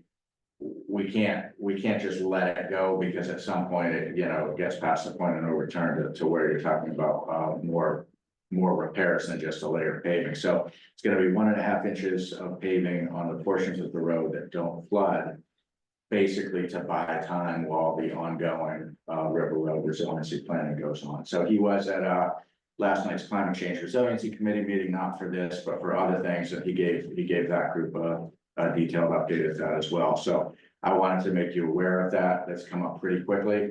And I think it's a great opportunity. The funding is there, and I think the residents whose streets are gonna be paved will be happy. And the goal is actually to get it done before the school buses start moving. So it's gonna start like very soon. So I wanted to make you aware of that before you see paving out there and wonder why. So all the other roads have been completed? Yeah. paving on the Yeah. roads. Excellent. Butch did mention this when doing the Wellfield sidewalk to me. Okay, yeah, And about River Road, and I Yeah. happened to be did my long walk the next day, walk River Road. You never thought about the condition until you physically look at it. Yeah, it's pretty And bad. so I Yeah. think it's a great idea it to is. do that, and Yeah. appreciate him bringing it up like that, because it'll save a lot of headaches later. Good, good. And by the way, the other roads they paved, they did a great job. They did them quick and clean and crisp. I was amazed. That's great. And it was the low bid. Yeah. So, Again, good work all around. yeah, no, he's just, I can't say enough about the work that he and his team are doing. All right. Let's see. So we're on to item D, board and committee updates. So we have a summary of the climate change resiliency committee meeting and packet. Any questions on that? So, yeah, I wanted to just, and obviously Rick was there as well. I think it was a really good discussion and, maybe Rick, I'll take a crack at summarizing it and then you could tell me what but basically, one of the things we're most focused on is in anticipation of seeking a MVP grant next cycle, which we expect would be, a grant application would be due in April or May of next year. We would need to have had the 10% local match appropriated at the time of grant application. That brings us back to the fall town meeting. So in order to know what 10% would be, we need to have a pretty good idea of what we would be applying for the grant for and what it's likely to cost. So that's been kind of ever since the report was completed at the end of June. That's been the kind of short runway that we're on. And so last night's meeting, I thought was a really good discussion. We had, I think the full committee was there. Pretty close if it wasn't the full committee. Yeah. And then, yeah, and then it was Butch, Christine, Clay and myself, and it was really collaborative. Everyone kind of gathered around the table, talking about different ideas, and I don't know the exact verbiage, but I think so some of our thinking going into it was that the goal might be to identify one or a discrete project to look to seek to bring to some level of engineering and permitting. But as the discussion went on, partly because of thinking people have been doing leading up to the meeting and partly because of the meeting itself was by the end of the meeting, everybody agreed that's actually not the right approach. It's more to look at it from a overall River Road standpoint. And I heard a couple of different terms. One was feasibility study, one was like an alternatives analysis. And Rick, you can fill in, some of the details, but the idea is that, you really, not only does it not necessarily make sense to look at a specific mitigation type project without looking at the big picture because everything has a ripple effect. But also there was a thought that that might not be competitive for funding because if the state's being asked to contribute funding, they're gonna probably want to know what's the bigger picture, what's the vision, what's the strategic plan. So there were some really good examples, and Elisa had sent out a note this afternoon. I sent around. I don't expect anyone's had time to look at it, certainly not in detail, because there's quite a lot there, but it was kind of illustrative of the type of district-wide planning that we think would be really important, including if and when any specific mitigation project was to get to permitting in the future, which obviously would involve, among many other things, MEPA, that is going to require an alternatives analysis. So if this is scoped properly, it could kind of get work done that is going to be of assistance when the time does come to have one or more specific projects permitted. So that's kind of my synopsis. Do you want? Yeah, no, I think that was pretty fair. I mean, we need to look at what are the alternatives. Before we go too far in any one direction, we need to look at what are the alternatives, and we also need to understand, where are the roadblocks? If we choose any particular alternative. Where are we going to put the roadblocks?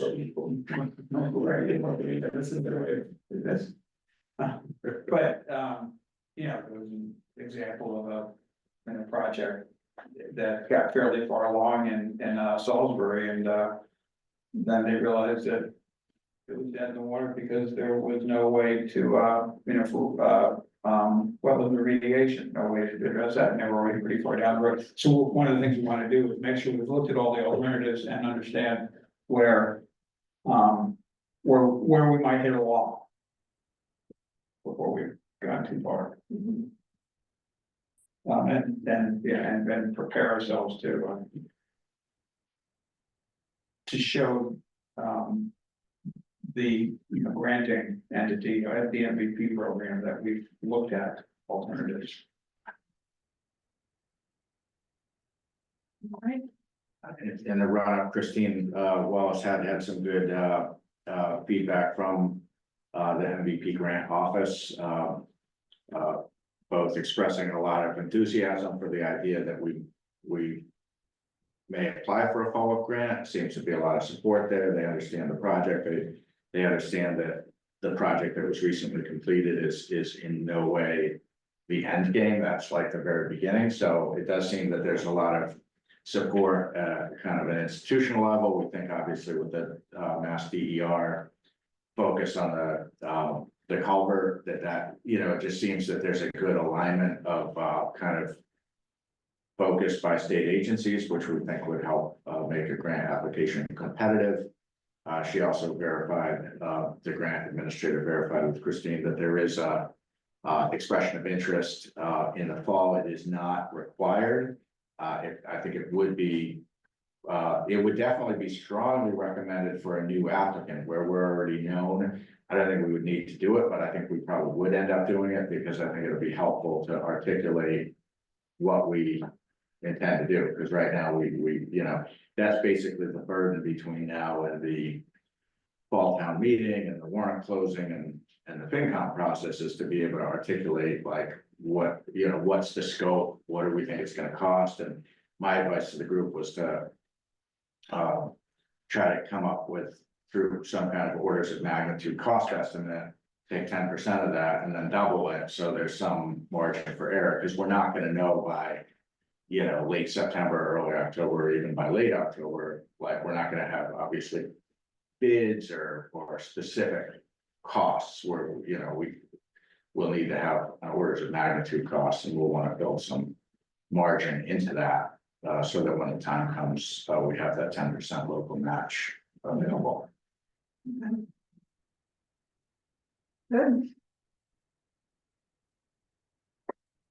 There was also a lot of talk, and I think some of this happened after I left for the ZBA, but about how the committee can help build communication among the residents of the River Road area in a more durable way, like how, I think we did a nice job with outreach and direct mailings, and we had some good participation at some of the meetings this past spring and early summer, but how to get that neighborhood really organized so that they're all kind of attuned to what's going on and what types of things are going to be put on the table. Yeah, I think there's a sense that there has to be neighborhood engagement if there's any hope of the rest of the town when it comes down to actually allocating funds. If there isn't good neighborhood engagement, it's gonna be pretty hard to convince the rest of the town that this is something that's important. I mean, the focus groups I was in at the two workshops with River Road residents primarily talked a lot about having wanted to, figure out a way to get engaged and coordinate efforts, so. Seems like it should be something that could be pulled off. Okay, let's go back to action items. We are on D, scheduling a date for the closing of the fall town meeting warrant. So if we work back from the 29th, is that right? 28th. Yeah. And it's 6 weeks. What is isn't there some amount of weeks? No, the only dates I'm aware of, so the FinCom books that the warrant have to be posted 14 days ahead, so that would be by the 14th. Okay. The 6 weeks I think you might be thinking of is if there was a capital proposal. No, that's 4 months before. That's 6 weeks before us, an annual. I think it's actually like 4 months before the special, which has always been on. Okay. It's more of a, what's gonna provide you and the finance committee enough time. Yeah. So I've assumed that the warrant closing date would either be September 5th, or if we think that's just too tight for, you know, because I'll be sending notice out tomorrow. So if we feel that's gonna catch people on their heels, I don't know if we look at the following week where there was an idea of having the chairs meeting, which is, and we have later on the schedule, confirmed schedule. We do have that penciled in for September 10th.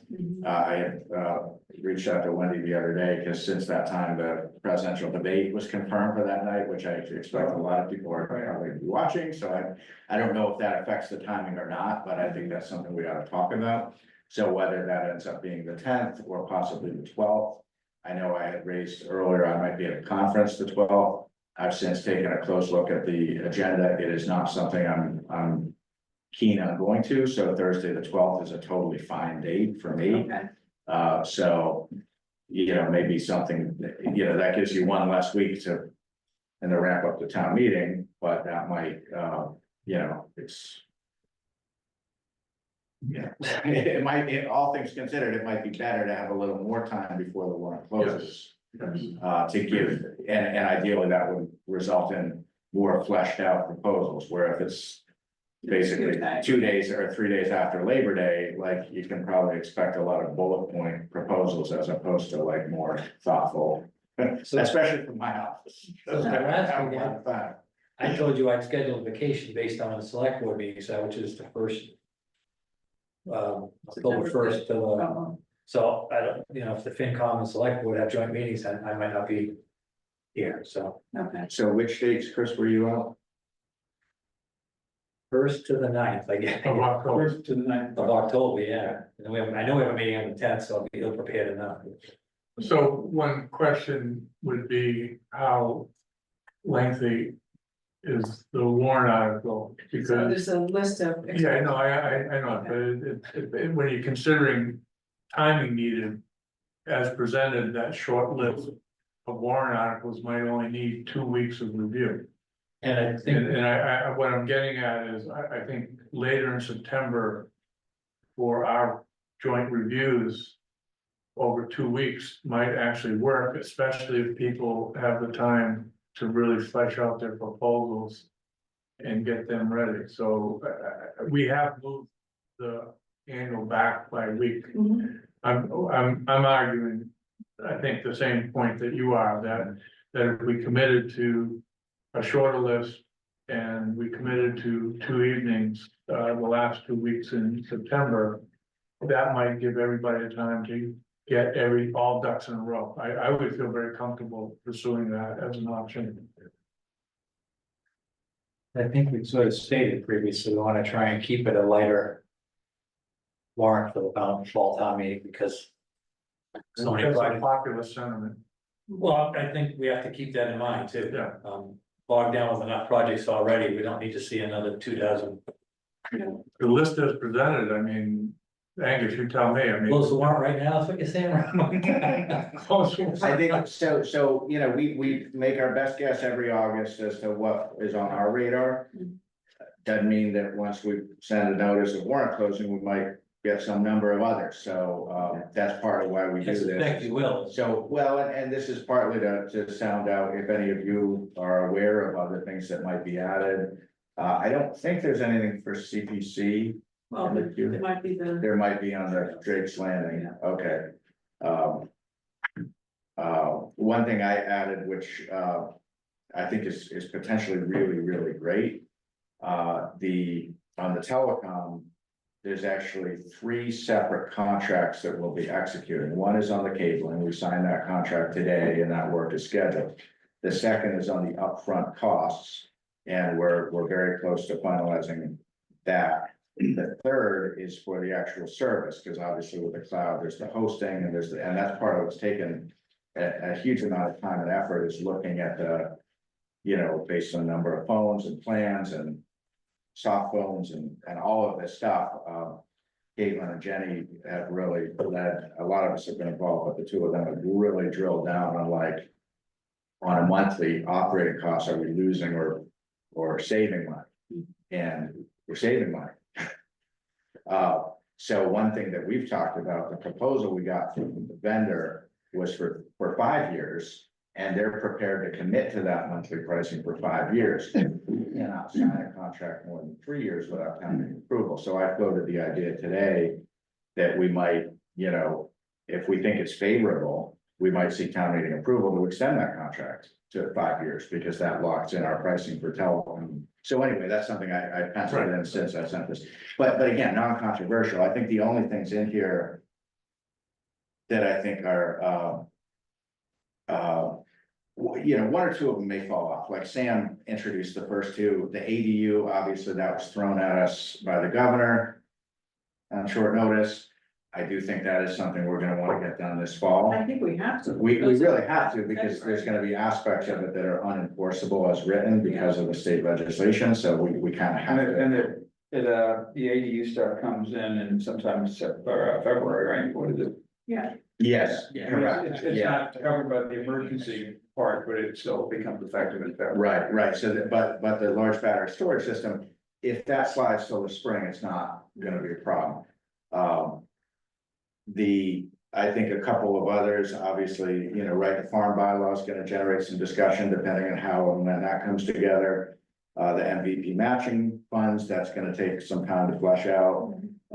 And whether there's gonna be a transfer for free, for tax rate, free cash, that's always so there's a couple of things in there that'll. But those things argue more for better prep work. Yes. As I opposed agree. to argue for the amount of time I we're agree. gonna have to spend. Yeah, and So- there's nothing in here that's a capital item, so there's not gonna be any capital committee, you know, need for, so.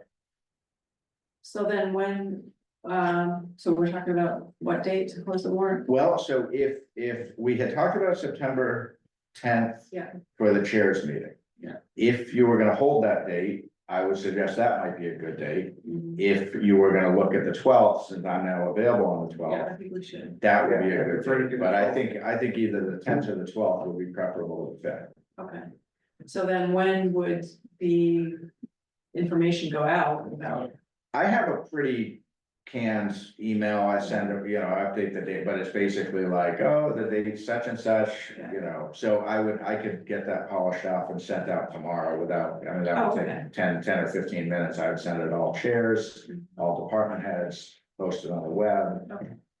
So That's yeah, the beauty of get being here a few years, you got a few canned. a few, Canned yeah. things, no, it's good, canned is good. All right. So what do you wanna, So the 12th? I think if that works, Yeah. and whether that ends up being the chairs meeting or whether I that think we ends up. should do that. I think so, yeah, I don't think we wanna compete with that. I think there's gonna be a lot of eyes on this debate. Yeah. So. Related to this is related. I'll determine that.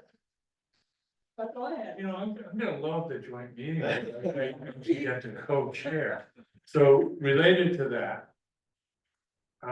It would be provident, I think, to also set at least 2 joint session days. I say that because I got people that travel Mhm. and I've got people that have ifs, ands, or buts, so if we could. I'm not saying that this would be the only, and I'm not saying it would be firm. But it would be really nice for me to be able to go back and say, for instance, as an example, that we'll meet for the first time in joint session on Thursday the 19th and the second time on Wednesday, the 25th. If we could at least nail down 2 nights, that would be actually We're already meeting on the 26th though. Yeah, so Yeah. we do one at our meeting. then- Yeah, one at your meeting and one at our meeting. But we need a meeting to decide about what's gonna be on the warrant. Yeah, yeah. So, will that work? The warrant closes the 12th. And you said the 19th, that might be tight, but Well, no, I mean, you not closed warrants before we've started the process, as I recall, or you reopened. I mean, closing a warrant. it's not the closing, it's us deciding what's. Yeah, happening. Yeah, right. So what I'm getting at is, in the past, you've actually closed a warrant, then reconsidered bringing stuff up. So that's a little bit more flexible. What's less flexible is people's schedules, we all deal with this, you know. Chris has already declared October vacation month, but, you know. So anyway, just consider that if you would, that, you know, we'd like to meet with you on one Wednesday, but I have a member who would prefer to be here. Certain Thursdays are, you'd have to do remote and would be inconvenient, that sort of thing. So. All right, do those 2 dates work? For you? It's the 19th and 25th, you said? Yeah, So Those we're those switching, are are open for me. we switching from the 26th back to the 25th? No, so we need one Thursday and one Wednesday I'm giving you one Thursday, one Wednesday, it just doesn't happen to be on our the meeting. third, our meeting schedule. Okay, But you know, I mean, think about it, it's not like your work changes because. I mean, it doesn't go up or down because yes, we have, because we have. I'm just saying, to I that don't in do- addition to everything We're not else. doing the 25th and the 26th. no, No, I don't know. okay, Well, that's what the, Yeah, so what I'm hearing so far is like, no. yeah, I didn't realize that's. what okay, it was. then, yeah, no, I was, So- you're right, you caught me out, Chris, I was So trying. what are trying- the dates again?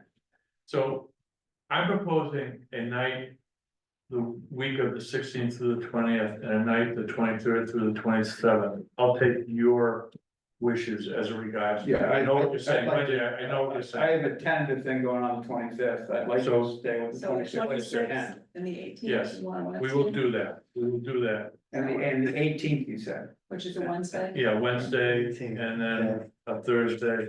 Yeah, what I was trying to do, just so everybody will know, I was trying to accommodate one of our members, but I failed. And That's Dan, right? Huh? That's Dan, right? No, it's I'm just throwing no, it isn't. It's not Dan, but I'm not gonna disclose who it is. Well, But thank you no. guys. So I'm glad we got 2 nights and that they coincide with. And this. are we guessing, and this can change, but are we guessing that'll be a 6 o'clock meeting, 7 o'clock meeting? Six. Oh, 6, yes. After Okay. you guys, we only do 6s now, right? Well, I'm gonna guess we probably have something I 3 didn't to know 5 about the Thursdays. limitations on your end, that was why I asked. Yeah, no, I haven't heard time. I heard ability to be in person versus not. I would plug in at 5:30 just in case we have an exec session ahead, which seems to be Yeah, right. all too That's up common. to you guys. All right. Thank you, guys. Appreciate it a All right, lot. so are we done on the, is that everything you wanted to? One more thing, that I hope is nothing, but could end up being a huge thing. I think you say Yeah, that. yeah, it's nothing, it's Middle Street Bridge. Okay, So the thinking of setting the bids October 1st was that in the unfortunate instance where they come in above, I felt that was just enough time to, you know, with ever knowing ahead of time this might happen. Yeah. And I really don't think they will. I think the amount, I think we're gonna be fine. But if the bids come in high, and we learned that on October 1st, we would have between October 1st and October 14th to put together a funding proposal, get it through the process, and I felt that Thursday the 1st or Tuesday the 1st gives us potentially a Thursday the 3rd or any night the following week. I trust me, I hope that's not gonna happen, but I didn't think to put that on here, and actually, I don't know if I would have wanted to anyway, because I don't wanna jinx ourselves. But, you know, if the bids come in within budget, it's a non-issue, but if they come in above budget, I'd rather give our voters the option to fill the gap, as unpalatable as that would be, rather than see the whole thing. so we should put a placeholder in for that then. Yeah, I think when you close the warrant, I think a placeholder, for, yeah. Okay. So, And you kind of announced that. yeah, I mentioned it Right, before, right. but I had And- forgotten to put it on here. All right, Like George, you guys to post a meeting and. When, I guess, Wendy, while we're on this, I don't know, have you been going to open space meetings? Okay. Is this issue of consultant funding for OSRP update, is that discuss, on but they, anyone's radar? no, but I can Because it ask, was really Michelle who was, I think, wisely yeah, recommending that, and I know the follow-up at some recent meeting was to see if we can get the state to recognize our plan for the 10 years authorized by statute, not the 7 that. so is that something Clay would pursue? I haven't mentioned it to him, but I can, yeah, I will. Yeah, so they're meeting next week, should I ask to have that on the agenda, or do you want to have Clay look into? I think regardless, it would be great to have like anticipated schedule process to update OSRP because. Or actually, yeah, let's see what Clay can learn, Okay, yeah. that could be a CPA application, right? Yeah. Yeah, So it's good to figure that out. now. yeah, hopefully the state will. Yeah. Recognize it for the next year, couple of years. So we are on to minutes. I saw no problem with what was there. Um, Love it, man. I have a couple questions. On staffing transitions, item A, Jim Blatchford, office-wide training, that really is not a staffing transition. I don't know why that's in there. I'm sure it was a wonderful event, but It was great. yeah, I just don't think it needs to be in there, it's kind of confusing. On item C, the notice of intent, it says property owned by the town in Greenbelt, I don't think that's correct. We don't both own it, one owns and one has a CR. Right, Yes. Who wants to see how? Which one? it depends. Cotton Street? Yeah, it depends depends which on- parcel, it's very so I think maybe just changing, Some complex combination It's of a the very town and or Just say greenbelt on this owning property or land. okay, Jim? Just strike owned by, just say on this property, because it's in the title of the.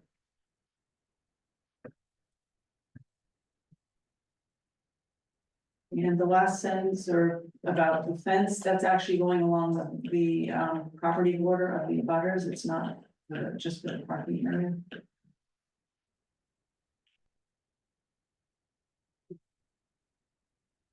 It says Jennings suggested that a fence should be installed in the gravel parking area.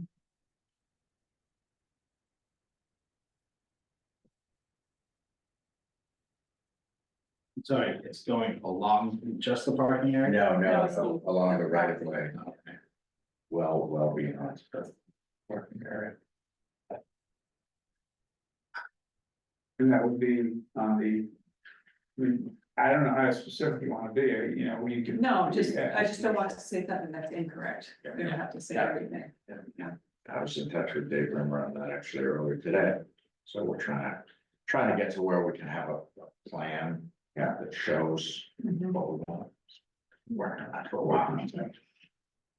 Staying on it. Ready, Jim? Item D. The invasive species management firm. They're not blocking out invasive removal, I mean, they actually did their invasive removal work, right? Is that correct? Which section are you in?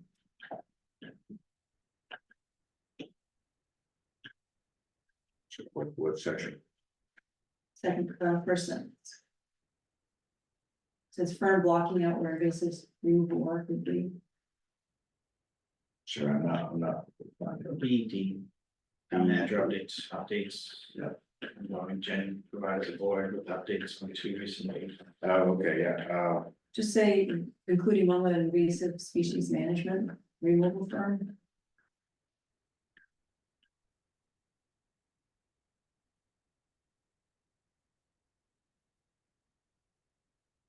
yeah, I don't know what that blocking out the first. Sorry, replacing it with. Invasive species management firm. Undertaking invasive removal work, something like that.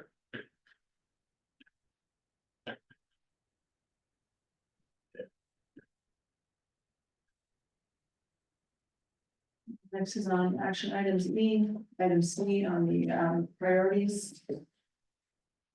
It says. A matrix to establish those that instead of needed to be addressed immediately, I would just say. The matrix sorted into immediate, near term, and long term priorities.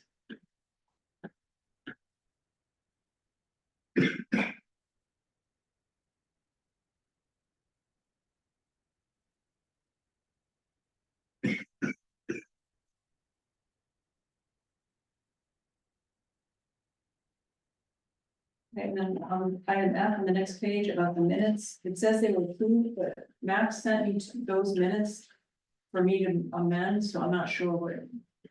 He sent me the minutes from July 1st and 18th. He said either Angus or I had to fix what I wasn't sure. I knew Angus didn't want to do it, but You had said that you were gonna redo the specific. on a specific item. Yeah. Okay. All right, so that's just a question, you don't have to change anything. On the general discussion on item A, the MBTA, the second to last sentence, it says the new town planner use funds from an escrow account. We want to be careful how we say that. I would just say having the planning board use funds from an escrow account instead of the new town planner.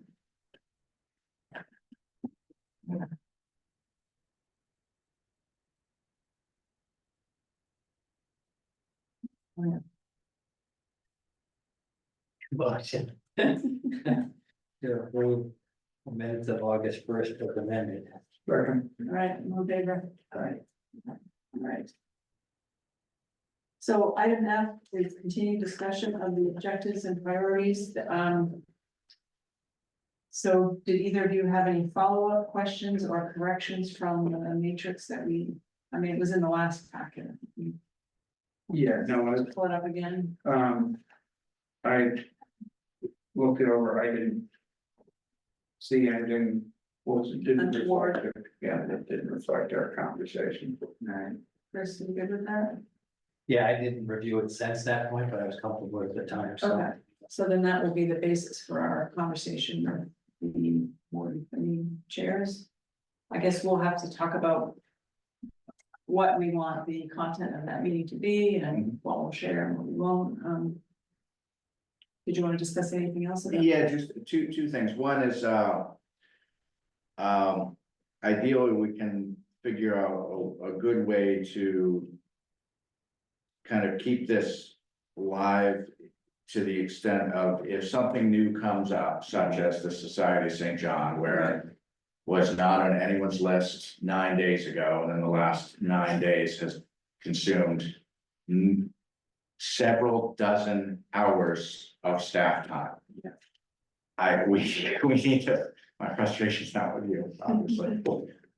Ideally, we can find a way that I can somehow add that to the list after the fact to just, because, I mean, not for every little thing, but for those things that kind of come up that weren't on the list, but ended up coming up, clearly affecting our ability to deliver on the other things, because, you know, so that's something that's more of an administrative thing, but like, you know, I would envision like, with some of the earlier formats of, you know, if I added things, I'd put them in bold or something, so that there's some like, this wasn't part of the list, but it got done, and that'll, I think, make this more useful as we get into things like town reports or looking back and documenting what we did in a certain year, like just to, and again, not for every little thing, but for those things that come up that really do like come out of nowhere and gobble up a bunch of time.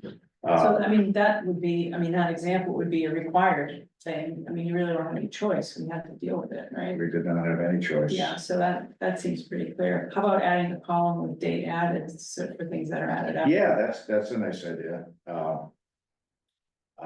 So it's not, are you looking at this as you would be held accountable to complete? Well, that's actually the second point I Yeah, wanted to that's make. not how I'm envisioning. That's the second point I wanted to make, because I've really wrestled with how do we ensure that the chief elected officials' priorities are driving my work plan and the work plan that I direct to staff without setting up a scenario where, you know, where, or where things that come up that we have to deal with because we had to deal with, but we don't ever get around to updating this, and then after the fact, it's like, hey, it says right here, we're gonna do this. So what I thought about was, under the Town Manager Act, it provides for the board to do an annual performance eval, and it provides that on an annual basis, the board would work with the manager to basically set priorities.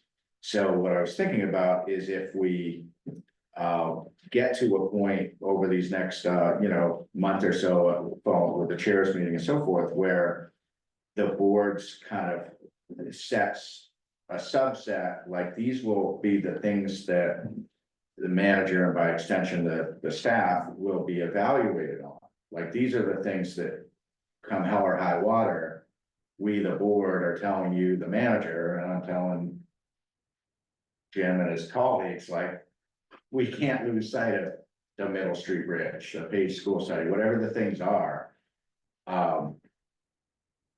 Still with the whole list, but with some kind of like higher tier that basically allows me, through management of my own time and management of staff, to basically stiff arm things that interfere with, so like this week and last week, these Middle Street Bridge documents, if I send you guys the correspondences in the last 2 weeks, you might think that's all we've done in the last 2 weeks, because it's that complicated and it's that difficult. It's not by any stretch, but it's the kind of thing where, like, when I have things come in and people are thinking that, I mean, you heard it tonight with Mill Pond, like, oh, we should be more supportive. Oh my God, like, there's got to be a way for me to say, look, if I don't stay focused on these things, like, the town will suffer. Like, I can't let that happen. So I think having something that's basically gonna be the basis of how I'm evaluated, that's gonna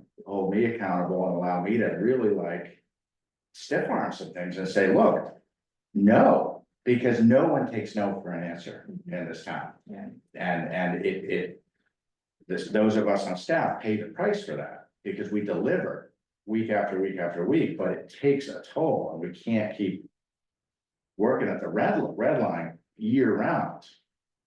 I guess that was what I thought that this list would do, is empower you to say, these are the immediate. If, and it doesn't preclude you from adding something, but you decide. Well, but so for instance, like, there's, I mean, not to open it, can of worms, but the Soldiers Sailors building. It's on midterm, but because of external factors that none of us instigated, Right. that took up a couple of hours of my time last week, and more this week. Not because you directed it, not because I directed it, not because of anything any of us did. I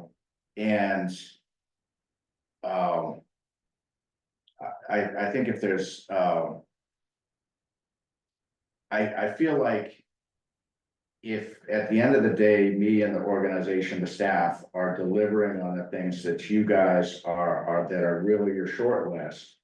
If we've also found a way to advance the ball on 17 other things, I don't want that held against me. I don't want someone saying, well, you found time for, such and such, because as long as I'm delivering, and not just me, staff generally, if we're delivering on the high priorities, it basically, because some of these things are opportunistic. I mean, there's some things that ended up, lower on the list, like expand, broaden GIS user group. I just picked that out of it. We had a great training on Monday. We're getting Clay trained, we're getting Brian trained, we're getting, we're doing that, whether it's on the short list or not. That's just part of but it is a tangible thing that's gonna yield real benefits. So I guess I wanna find a way that I don't, that there's not, I mean, actually, I looked, just happened to jump on this battery energy storage is listed as long-term. Sam's telling me it needs to be a shorter term, and he's right, and he knows it better than any of us, and once we all understand it, you'll all agree it is important, and we want to commend him, and I don't want to disincentivize people from making progress on things that are organically coming up, because the fact is we're going to deliver on a lot more than the short list. But I feel like if I were in your shoes, you want to know that your short list ultimately is going to be sacrosanct. So I thought maybe something that ties in with setting goals, that might be a way to thread the needle there. I guess I'm looking at this is a tool that the board is giving you. These are, but I don't have any thoughts of holding you accountable if you don't accomplish immediately. I see this whole I mean, thing. Yeah, it's more of a management tool. This is what we think, and Yeah. you are the town manager. I actually almost look at it as more a way of deprioritizing things that are not as important. And. You know, because the problem is that without that, everything is considered to be a priority all the time. And instead, you know, I mean, that's just the way I personally look at it, is we kind of deprioritize things and. That's the same way, that's a great Yeah, phrase, yeah, so I- you I- have people pecking at you saying, why didn't this get done? You can say, here's the list, Yeah. you know, it gives you cover. which is Yeah, very- And it was never, at least in my mind, never a vision of accountability.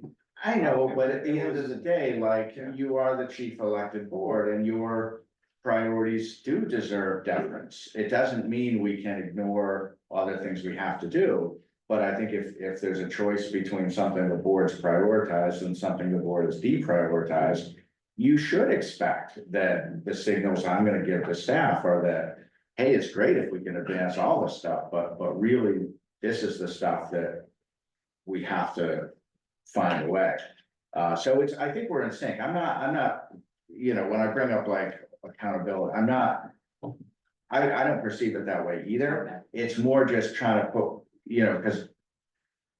Basically, I kind of, you know, we are advancing the ball on a lot of this stuff sometimes in an organic way. I mean, you know, one of the things, the Whittier agreement, I mean. You know, I spent last Wednesday between the morning meeting I had and the afternoon meeting Chris and I had, I spent 4 hours on Whittier last week. That's not necessarily what I would have thought is the highest priority, but just because of external factors that are beyond our control. You know, so I just, you know, I feel like. As long as, you know, I'm trying to be kind of deferential to the board. So that you feel that this is a meaningful process and not just like, okay, we have a long list, but you know, week after week, you're hearing about things that were on tier 3 or tier 2. You know, if I were in your shoes, I might reasonably at some point be like, well, hey, what about what we said was most important? So, and I mean, just last night at the CCRC, there was the discussion of these medallions and. You know, I think they heard what you said, but there was some sense of like impatience that I sensed. You know, I don't know, it's difficult, and that is something fully within our control, within the board's control to just say no. Some of these other things are not in our control. The ADU law, the governor signed, I mean, that's gonna impact us, we didn't ask for that. Yeah, I don't think we have any choice on those. Of course we don't, And I think our priorities are pretty much in alignment with yours. I think so too. List that. Oh, I think so too, Yes. yeah, no, I think this is great because it is.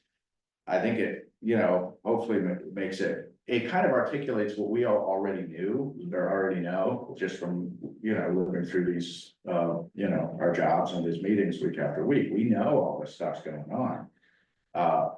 But if it can help us communicate that to the committee chairs in a way that hopefully they can show a little more deference to either my office or staff or this board, when we say that there's not time, that we're not made to feel that we're somehow slouches, because that's what really is a morale killer.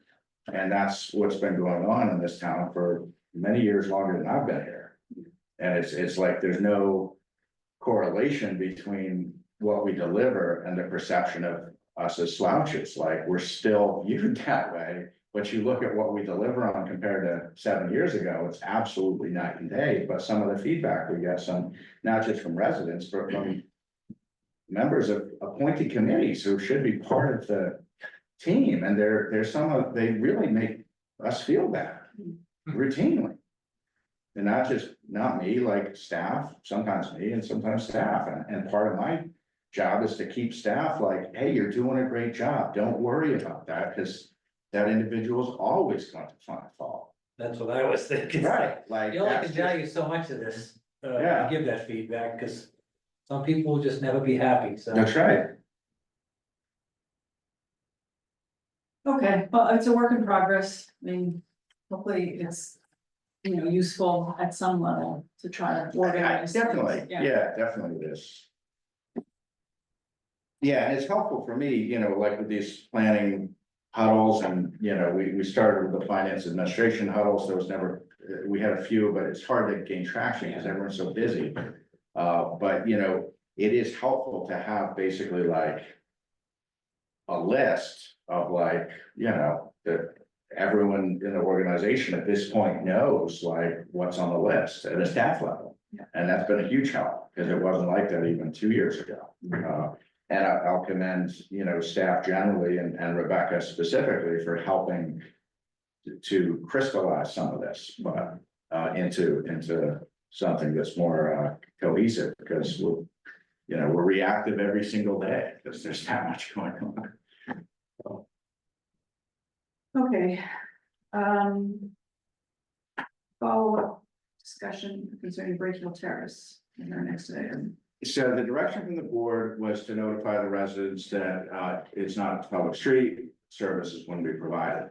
And I felt that prior to sending such a letter, it might be appropriate to send a letter basically saying, we've become aware the road's not public.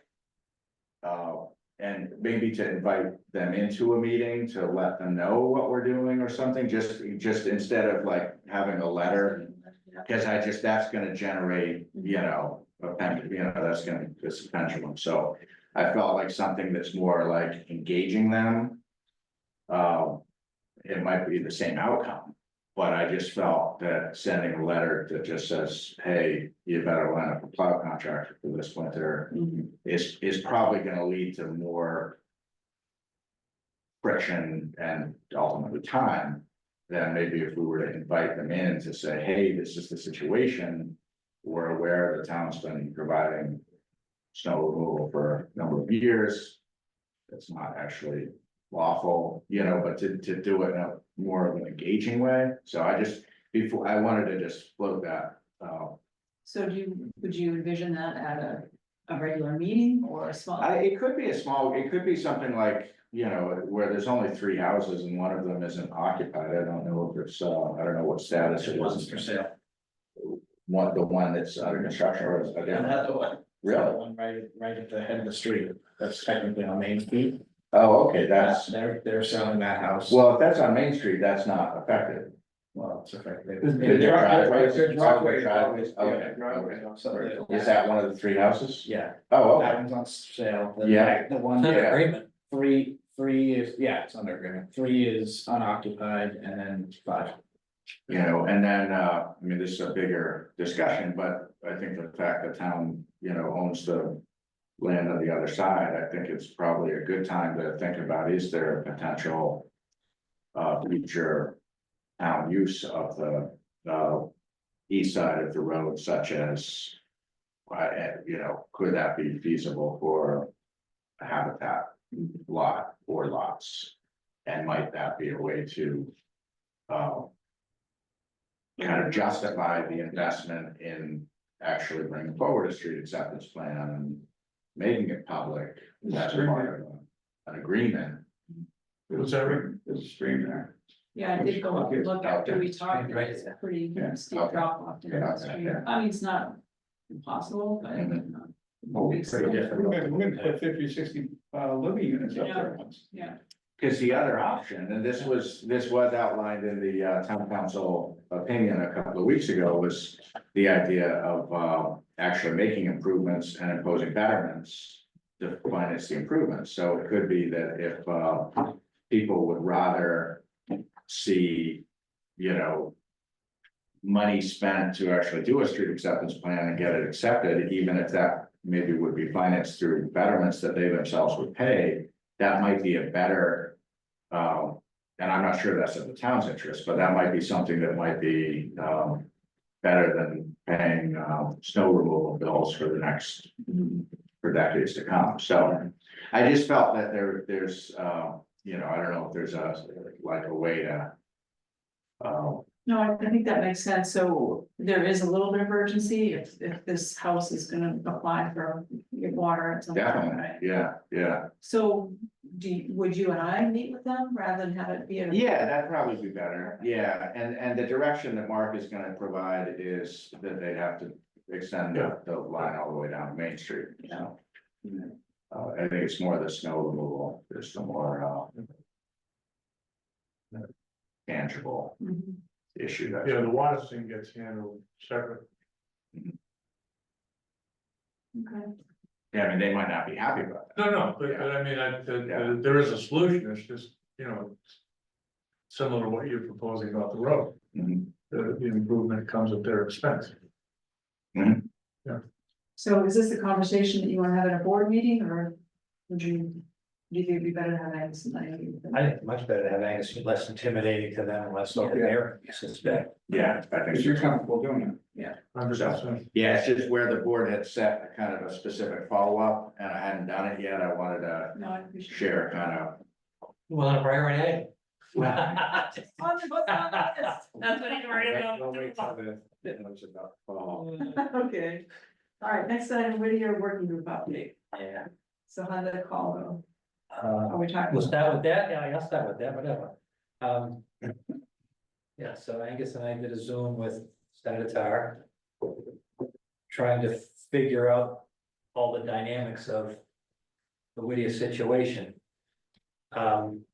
At the conclusion, I think what it came down to was the legislator won't rewrite the agreement, but they can form a commission who would look into addressing it.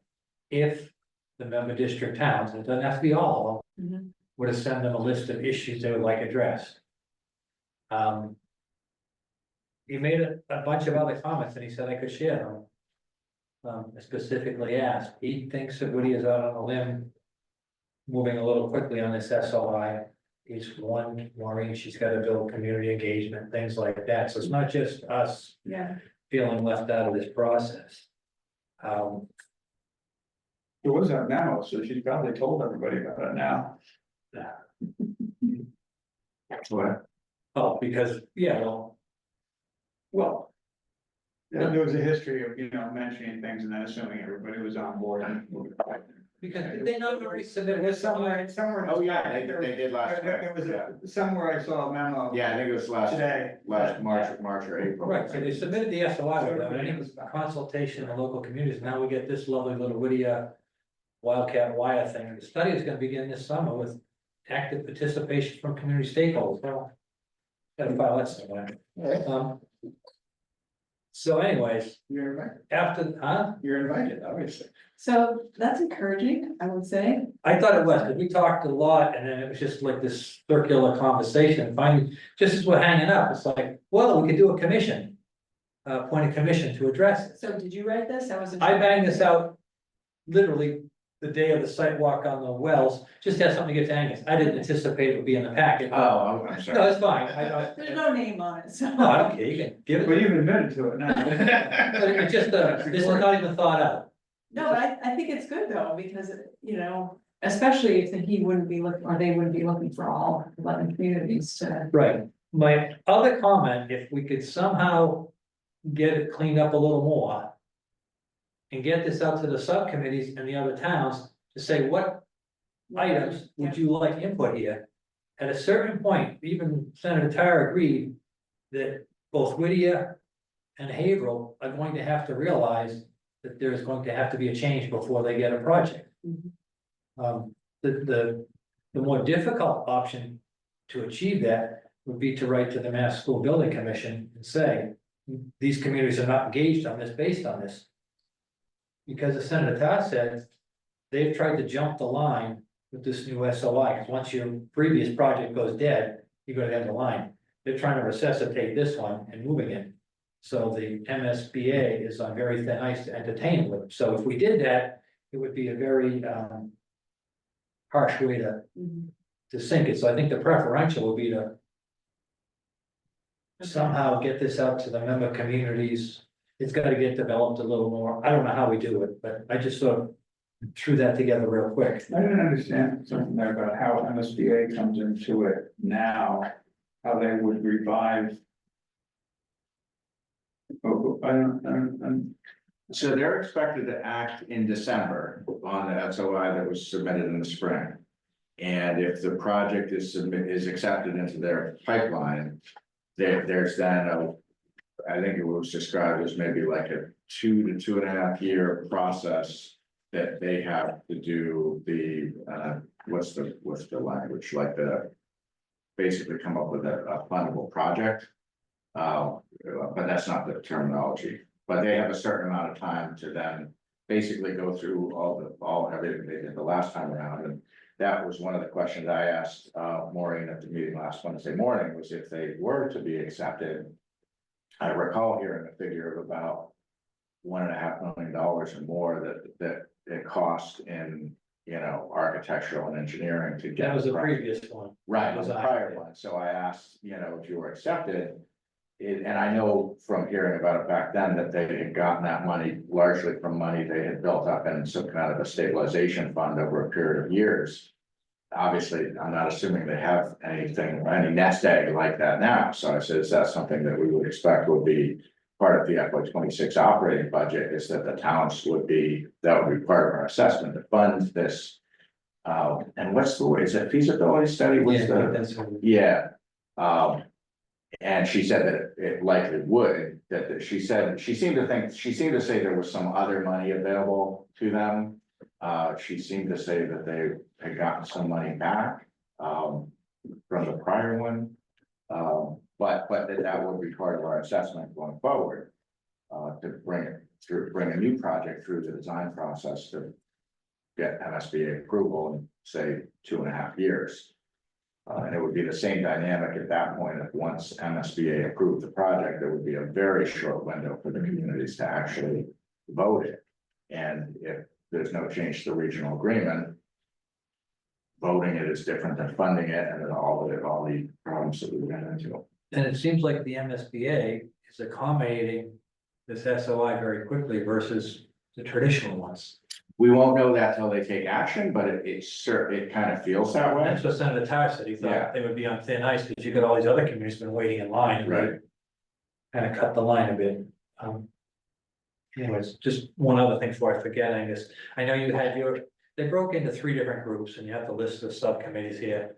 They have scheduled our agreement, procedures and administration. They scheduled a meeting for August 26th, 11 a.m. Now, I don't know if that's Zoom or in person. They just picked a date and a time. Who organized that? I wasn't aware of that. I'm not part of that subcommittee, so I I'm wouldn't. trying to think which one it was. I mentioned it to you at one point. I can't remember which one it was. Might have been Claudel. Because remember the email was getting messed up a little. I mentioned that to you. Yes, right, yes. So I think that's who it was. And I also responded back to the person who originated the email and said, look, Superintendent Lynch and Mayor Barrett both wanted to be included on all these and they are not. They still haven't been sent this, so I don't want to get caught in the crossfire. So I would request that at least West Newbury post the meeting for this date with the basic agenda like you did on yours. So I was forwarded to them as well. What's that? So I was forwarded to them as well. Well, that's what we did with our kind of working group, is I put together an agenda, I sent it around to those part of the working group as well as Maureen and Mayor Barrett. That triggered a discussion as to whether this was being considered a public body, and I said, I don't know if it is or it isn't, but I don't want to be the one to not post. And we did talk about that at the meeting we had that day, and we agreed, and actually I had 1 or 2 conversations with people leading up to it. Because there's concern about if this was considered a public body. I mean, I have routine correspondence with this list of people and the others of my counterparts in the region. We're not subject to the open meeting law, and we have all kinds of helpful collegial correspondence. And the idea that could somehow be considered a public body would potentially have a very chilling effect on the ability for a free exchange of information among town administrators, which is really not helpful. That would actually be quite problematic. So what we had agreed was that we weren't gonna take minutes or ask the group to approve minutes, but I said, I'm gonna take meeting notes, because I do that in just about every meeting I'm in anyway. And so while people talk, I just pretty much typed everything, and I said I would send around my meeting notes and people could revise them, but we're not gonna, actually, the body's not gonna vote them, because that suggests it's just, we're in this nebulous area. But I think that these groups ought to be posting. We didn't have anyone other than the listed individuals participate, other than Maureen and Mayor Barrett. But it was posted, and the link was posted, and someone from the public could have zoomed in and. See, and I didn't originate the request for the meeting within the group that I'm in. So I did let the person who originated it know that I thought they should contact Mayor Barrett and the superintendent. So I didn't feel it was my place to do that. So I guess if we get further information, like, here's a Zoom link or here's a meeting, I will probably forward it on and just to be. Yeah, I well, think it'd be disingenuous to not. yeah, and one thing that was a little odd that I pointed out to Chris, it's just a little thing, but it's. So this email I included in the packet from Maureen, this was the morning of our meeting, she sent this during the meeting because she was talking about what was going on, and I think it was me who said, like, geez, I don't remember hearing about it, is there anything? And during our meeting at night, our meeting was at 9 o'clock, she sent this at 9:16. And so afterwards, I'm noticing, oh, she sent it to the group that I had sent mine to, which is the members of this working group. Yeah. Although did not include Mayor Barrett, even though she'd been copied on, wait, is she? Oh, Melinda. Oh, no, okay, she is, so did include everyone who I had sent it to. And I sent her a nice note, I sent Maureen a nice note later that morning saying, hey, thanks for sending this. By the way, I don't know if this was intentional or not, but you just sent it to the subgroup, you didn't send it to the full 11 communities. And like Chris said, I didn't feel it was my place to forward her email to the full group. But I assumed she might have just hit reply all and not noticed it wasn't to all the communities. Subsequent to that, I haven't gotten anything else from her. So she either sent the same thing to the other 4 communities, or she just never followed up. And I don't have any, I don't know if this went to all 11 or if it just, I didn't like, it's just this weird thing. Yeah. And at the end of the day, we know it's going nowhere, Yes. which is, that's when you're talking about the 4 hours into it, it's like, yeah, just. Yeah. Because it's, Well, so, but are you gonna take the lead on this letter for the commission? give it to Angus. We can send it. I don't know. I think this is our most promising I think so too. approach. Yeah. Yeah. And we do have a full group meeting on September 24th. And we could probably include this in the packet. I mean, if you want to modify it somewhat or not. Yeah, It I would be think, good to send it out ahead so that people come to Exactly. the meeting with ideas. So Right. that we could get something. yeah. What does that one mean? That was put a big target, maybe, yes. Just tell them it's from me, I don't care. So I would like feedback. I mean, is this good? I just wanted to give, this is a scalable framework, because number one is procedure to modify the agreement. I have no problem with that. But then after that, all the other items, and Mayor Reardon had a list of items which was extensive. I mean, I feel like, that's the core right there, if right? it was to me with this group, I said at one point, there's 2 issues. One is the process to modify the agreement. That's what we had to do now. Everything else is irrelevant. Right. Because if you don't have that mechanism, and then you can tackle all those later on. The only thing is if they're setting up a commission to study it, Right. maybe this is like our one shot to get all these, I just don't want it to get so bogged down in all these. I think you gotta come up with your top 10 hit list, yeah. Right. Yeah, Bullet points. Yeah. Almost. So, but it seems like if this will need somebody to take the lead on, and I think you're the best person to do it. So without further input then, I would just send this letter to the committee and say, what are your next items, number 2 through number 10, that we should be adding? Yeah, I think obviously there's a little commentary right at the end, we trim that out, but yeah, I think what I was thinking would be constructive coming out of tonight is if the full board empowered Chris to send something to the full group, and that way he could represent this as kind of the town's, you Yeah. know, position. Are you good with And that? as a conversation I'm fine starter, with that. and ideally would allow us to, you know, work toward this September 24th meeting. With something tangible that we Yeah. might hope to see come out of it, Yeah. namely the state legislature establishing a commission.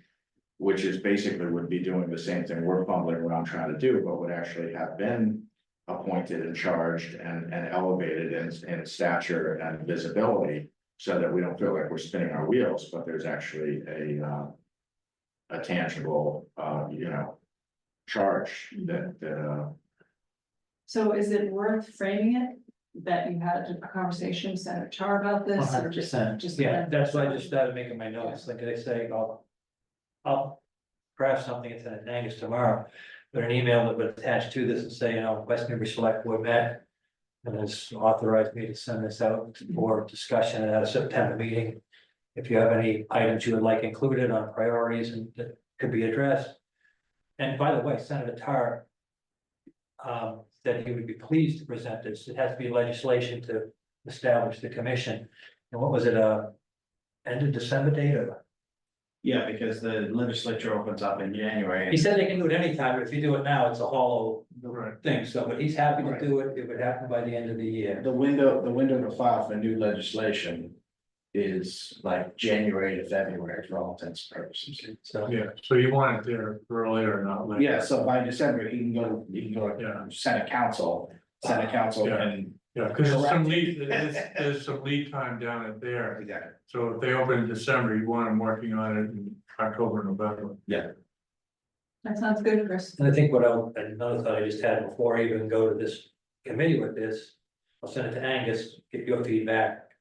And then I'll send it to Senator Tar and say, is this what you will be looking for? Yeah, How does it- Great. Right. What format do you need? Cool. Thanks, I have nothing going on. How you doing? That's funny going. Okay, page school study. I'm just gonna say one last thing you probably noticed, but this excerpt from the Whittier, Yeah. the Whittier Wire, Wildcat Wire. I don't know if you noticed, I jumped from page 1 to page 8. Because I wasn't gonna include the whole 9-page thing and buy it in your packet. So I just thought that was notable that like this Page 9. was the last item. Possible. Go back. So, I don't know if anyone else noticed that. I did notice the page. Yeah. There's a lot of other stuff in the meantime that's wonderful about Alumni Spotlight and all the great things Right, their right, kids right. are doing, and that's all great. But for something that's a high profile Right. initiative, I thought it was Yeah. telling that it was. It's called burying the lead. Oh, by the way. Yeah, oh, by the way. And, you know, clearly in this email here, I mean, there's no there. I mean, there's no there. In terms of date, time, points of contact. Anyway. All right. Page school study. How are we doing on that? Chris, you finished your comments? Chris finished his comments. Okay. I I have not. So I- relative to that, when I looked at it as I review any document, and as I sent Angus an email this morning, I kind of apologized, maybe I didn't, but I should more. I editorialize all over, it. And I said, those aren't comments that you go back to say rewrite. And I want it back, because when we go to review it, I've got my comments, and some of them do pertain and some don't. And when I was really going off the rails, I wrote editorial, Mhm. so you've got that, Yeah, okay. yeah. So are you handing that off to Christine to Yep, incorporate? handed it off to Christine. All right. We took a scan for our records and if Rebecca didn't, I think it's probably in the office if it's not in your desk right now, Chris, but yeah, that hard copy, so. So I made all my comments on the hard copy. I'm just gonna input them into the document. That's great, yeah, I that's don't think great. anybody can read my writing. Sure, yeah, whatever's easier. If you wanna give them in hard copy, Christine's happy to work on that. That's what I thought you were looking for, to Yeah. avoid overlap confusion. Yeah, no, I think that's either, whatever you're comfortable with. If you want to leave hard copy, that's totally fine. A couple of just general issues. They didn't address asbestos or lead at all. I mean, was that not in the scope? It seems really critical if you're talking about demoing a building, you know, whether there's asbestos containing I materials. haven't got to the final chapter, I'm only chapter 5. That's only the beginning, the existing conditions. That's not called out anywhere, lead paint or, yeah. It was just a question. I don't know if that's out of scope, because it just. seemed Yeah, clear in I'm the not sure. office. Yeah, there was discussion at some point early on, but I don't recall. I mean, there's discussion of the fact that there wasn't a comprehensive review of the plumbing, lead solder, tin lead solder. Yeah, and there were, the abatement projects they did in the kitchen, seems like that should be in there, and that information's available. But, I mean, those are in my comments, I guess. Okay. Write them down, but. I just felt like in general, like saying something is fair without saying what that means, or. That was one of my big beat, okay. Yeah, that's That terrible. gives you a That's something false sense of security, but it Yeah. doesn't tell you, okay to me means like, I even wrote, man. It's others dangerous. commented on that, and so did Christine, so, yeah. Yeah, and one of Sam's major concerns, I think, all is, if they're saying something's fairly new, but we're in 2024, maybe it was put in 7 years ago. In 10 or 15 years, it's not gonna be new, like, we wanna know where's it gonna be in 10 to 15 years. Yeah. So, yeah, there's definitely, I mean, I think, it was an incredibly broad scope, a huge amount of work was done. But there's a ton more work to be done, before it's, The overall picture I took is, I found a massive disconnect. From them saying that you could fund it with a Band-Aid approach or even a. Major project approach and get 20 years out of it. I mean, some of the issues there are staggering. I don't know how they come to the conclusions that they are at this point. I haven't finished the book. So. That's I'm also a little discouraged to see the number of things that I feel like haven't been kept up by, Pentucket and the page school staff, like just ongoing maintenance stuff. And the ceiling tiles sagging, so the sprinkler heads don't work. yeah, Those tiles are very inexpensive, slip it in and go. The sprinkler head goes off and the tiles, they don't function. You can lose 5 minutes of fire protection, so real simple stuff like that. Wow. yeah. What is the arrangement with the Children's Castle? I mean, are our staff responsible for maintaining that because it's not part of the Pentucket? it's, similar, my recollection is the form of the lease. Is similar to the Learning Tree. The Learning Tree, yeah. And I do know that, so there's a division between the tenant and the lead lessors, I just wonder about like the accessibility issues on the stairs, and I mean, I think that's us to take care of, right? Not because we're leasing it to them. Well, I think we're leasing it as is, Okay, but, I mean, that's a fair question, like if I don't know what requirements they're subject to as a private organization, if they're subject to.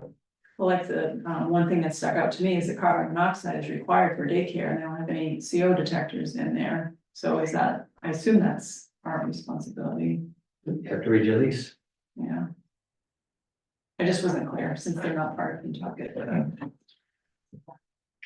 Okay, so then we plan to have the rest of the document by. our next meeting, January? September 5th. What do you think, Angus? Well, we did tell, and then- Gina that we'd get our comments by the end of the month. All right, that's 2 weeks from And now. I actually spoke to the project manager yesterday, just to kind of reinforce that, we are continuing to. But I told her to have all our comments by the end of the month. Okay, so then, Because, because if they're gonna be getting us, basically a statement of what we're asking for that's out of scope. mhm, And so for them to get that to us, for us to, process that and either, fund that or not. In September, we're gonna want that, we gotta kind of show them our cards in terms of where we feel the shortcomings are. mhm. Well, through section 5 is more than half of the document, so. All right, so by the end of August, or Yes. should we say 2 weeks from tonight? Yeah. Okay, Sure, yeah, at the end of August. I put down the 30th. Yeah, okay, It's pretty much 2 weeks from tonight. but pretty much it's not the same as. Yeah, it's the 29th, but it's the 30th. Where's the 31st? Isn't the 30th a Saturday? 31st. is the Friday, if I get it, I expect Friday, I'm good. Yeah, All that's right, fine. all right, what's our date? The 30th is a. By beginning of Labor Day weekends, mid weekends, August 30th. August 31st. August 32nd. That's because it includes you, right? Is that why you're? Yeah. All right. Let's see, next item, MBTA communities update. Do we need to say anything about this thing? Only that, you know, I don't disagree with the follow-ups, but it's gonna cost us time because, you know, I'm. Wait, what, on what follow-ups? Yeah, the Did I MBTA jump ahead? communities. No, you didn't jump ahead. Okay. No, yeah, MBTA communities. Housing production. We don't really, This was part of the meeting. yeah, that was part of the meeting. Yeah, I just included the slide. So, Yeah. yeah, we did hear back. Yeah, you have the response from MVPC, which is kind of what I expected to hear. They don't do. I mean, there's things they do. They don't really do traffic studies for development impact the way that Brian had suggested. So, you know, it's just a matter of getting a scope, getting bids. You know, we don't have a town planner. The couple of staff I have that might have some experience with this, there aren't really even a couple, there's maybe like one, Christine, who is completely stretched, like I'm not gonna add this to her plate. So how did we get the quote from the other vendor? Which, The one that. Sue, yeah, No, Sue did so, that. but there must have been some vehicle that she sent to them to. I don't think so, she said she talked to him by phone. But it's such a routine thing, it's something this fiscal impact is something they do that's just what they do all the time, so yeah, I think she just picked up the phone.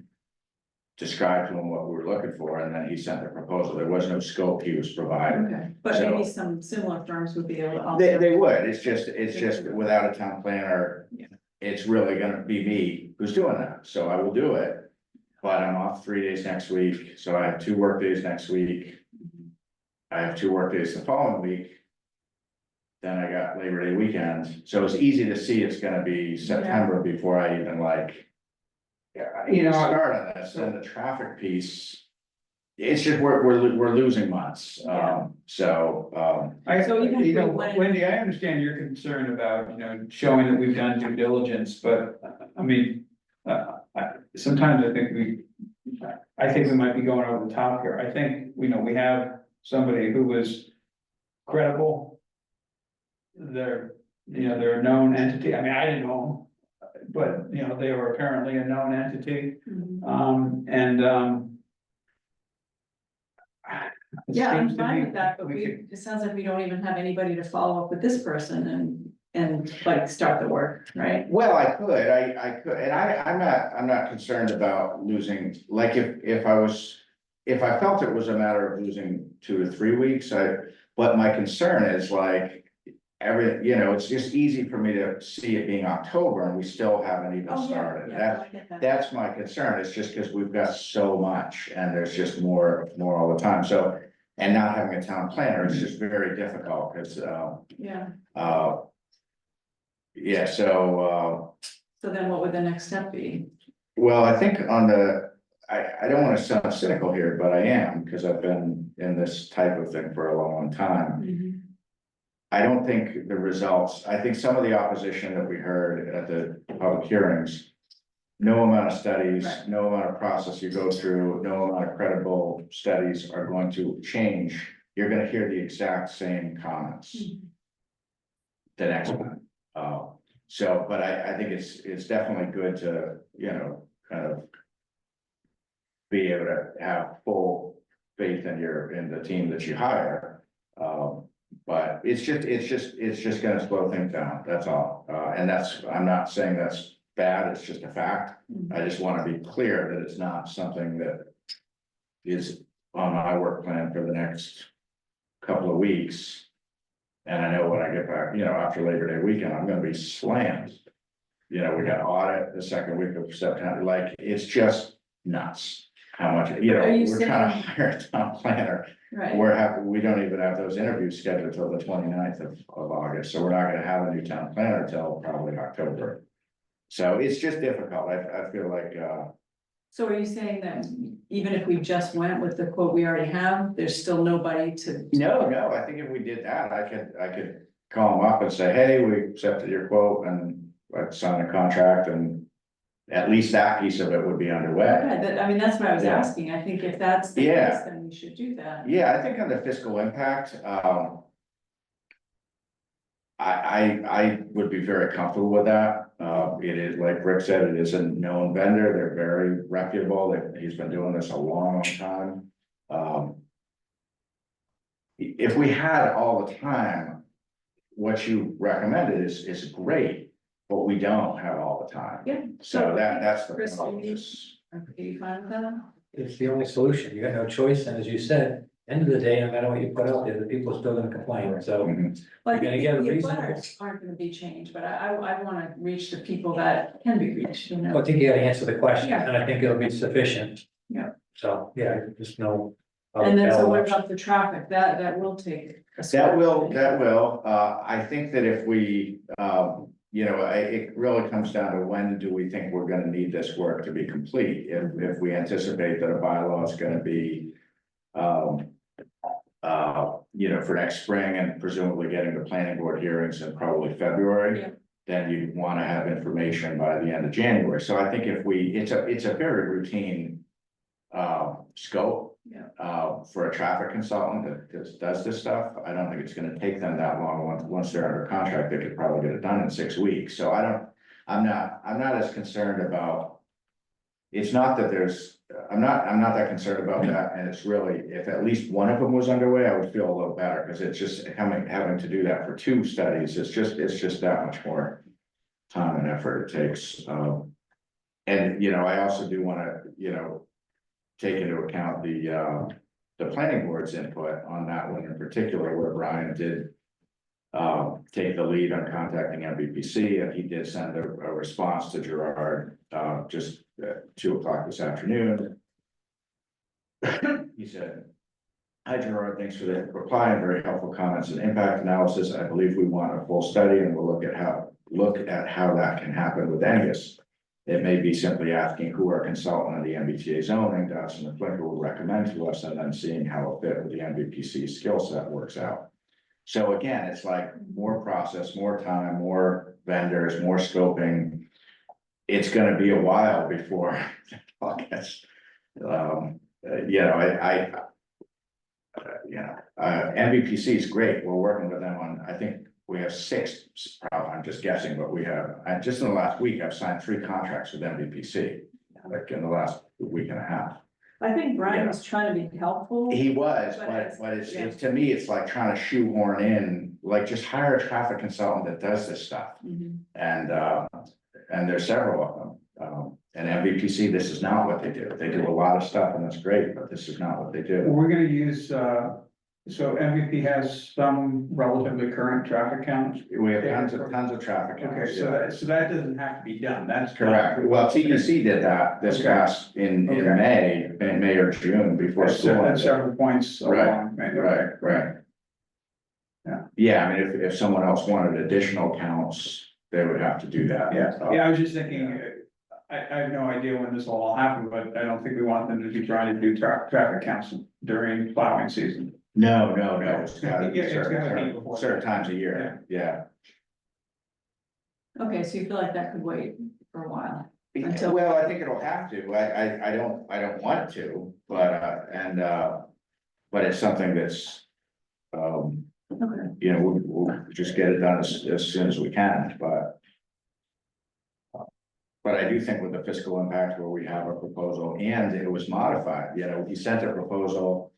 Sue provided input, he sent an amended proposal, that was what went to you guys. Oh, I didn't realize that. Yeah, I mean, we kind of felt like that was teed up and ready to go, and then it was kind of coming out of that, like, okay, now we gotta do basically a bidding process, and it's just like, it was a setback, definitely, to like. It, because there's so much we're trying to do. Yeah.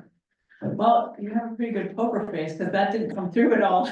Well, you know, I think it was, like the next day, this whole Society of St. John Yeah. cropped up and Yeah.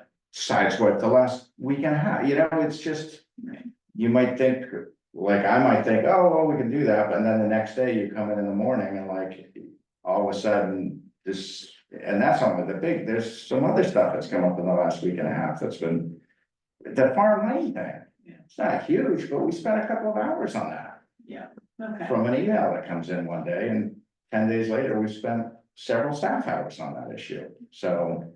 And more to come, right? More to come. Yeah. Okay, anything else from that meeting? No? Just on the housing production plan, Yeah. you know, maybe I would suggest pencil that in for maybe the second September meeting, like the late September Okay, meeting, just to give everyone some time to. I see in my opinion, there's not a lot of urgency on this. Yeah. So I would rather get it right. I don't want you to, where it's like paid school, we really have to kind of fish or cut bait, but this one, if it takes a while, it takes a while. So you're saying the second meeting to have comments? and Yeah. discuss? Okay. Yeah. All right. Yeah, because, That sounds good. yeah. And if that slides, that's really not a Yeah, problem. she seemed to be fine with that. Yeah, and it's been out of compliance for a while, Yeah. and the only pragmatic reason you need a housing production plan is if you're gonna face a 40B, because that's the only way you get the safe harbor, so. Okay.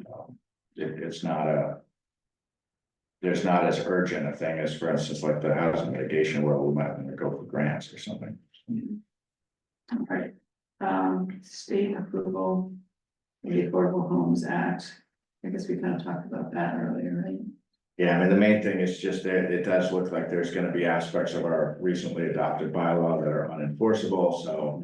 Just, We're gonna need to go to the voters in the fall to amend what we just approved, so. Which is ironic, because I think we've asked a pretty progressive thing. Yeah. That was incredibly ironic, yeah. The other thing that just kind of grates a little bit as a former town planner is that, it's 48 section 3, it's exempting it as basically like an exempt use, which. For many years has been something that's been, like educational institutions, childcare, solar, those are all, you know, kind of exempt from zoning, and this is just an unbelievably consequential piece of legislation. And when you, I mean, one of the discussions we've had at a staff level, and Sam is really on the ball with this, he's had his ear to the ground on this for a long time. This did not surprise him. He's been tracking this since at least the year, but. One of the questions is, you know, let's say you have a, you know, 4-bedroom house, Rick, and let's say. Your septic is designed for 4 bedrooms.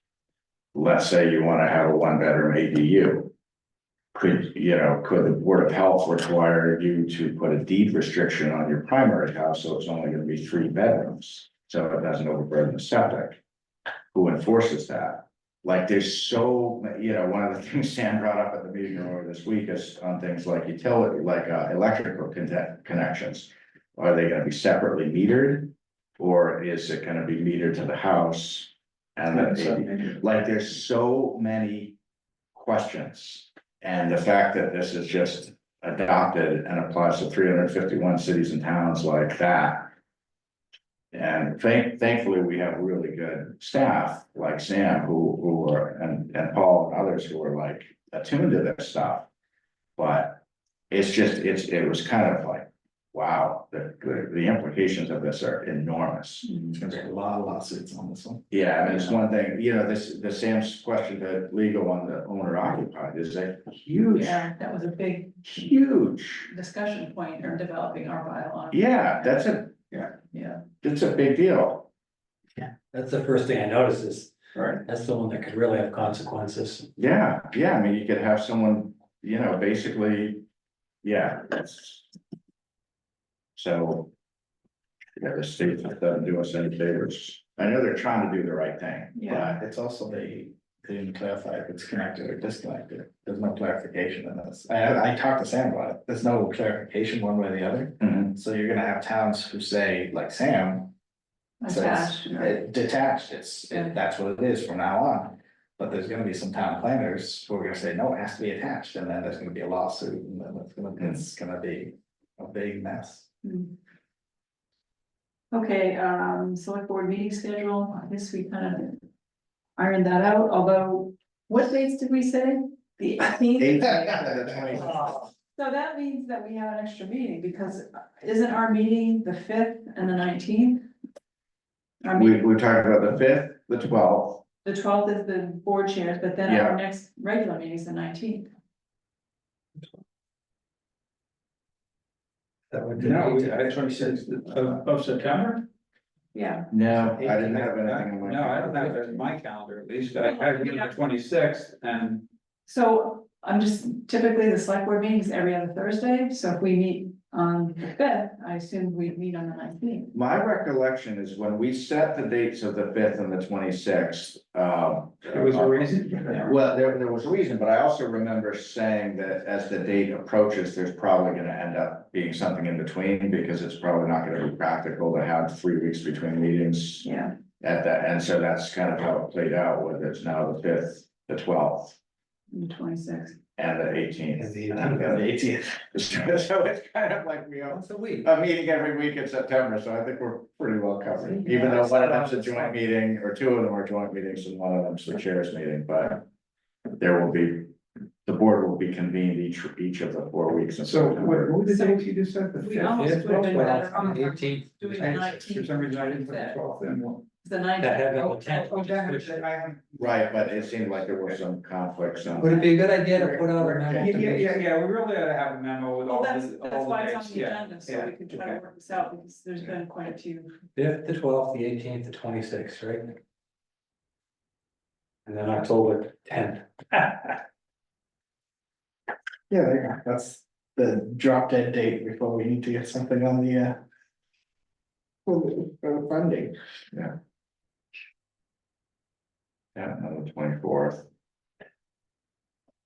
And I've got November 7th. And then we'll have to have something November before that, 21st. to have special time meeting on the 28th. Yeah, but that's just, All right, we'll go with that. So perhaps we can tack on something to the 18th. Like you were saying, Chris, if we have an executive session. We could do that. yeah, we will definitely have executive sessions on some number of those, Yeah. just. I don't even put in times, I just assume we're gonna start at 5:30 and we'll have open at 6. All right. Yeah. Last item, update from Mass DPU, that's just correspondence, nothing to say there, right? Just another way to state. Show it down. Yeah. All right. Got a motion to. Recess back to executive session Second. All in favor? while I. Aye.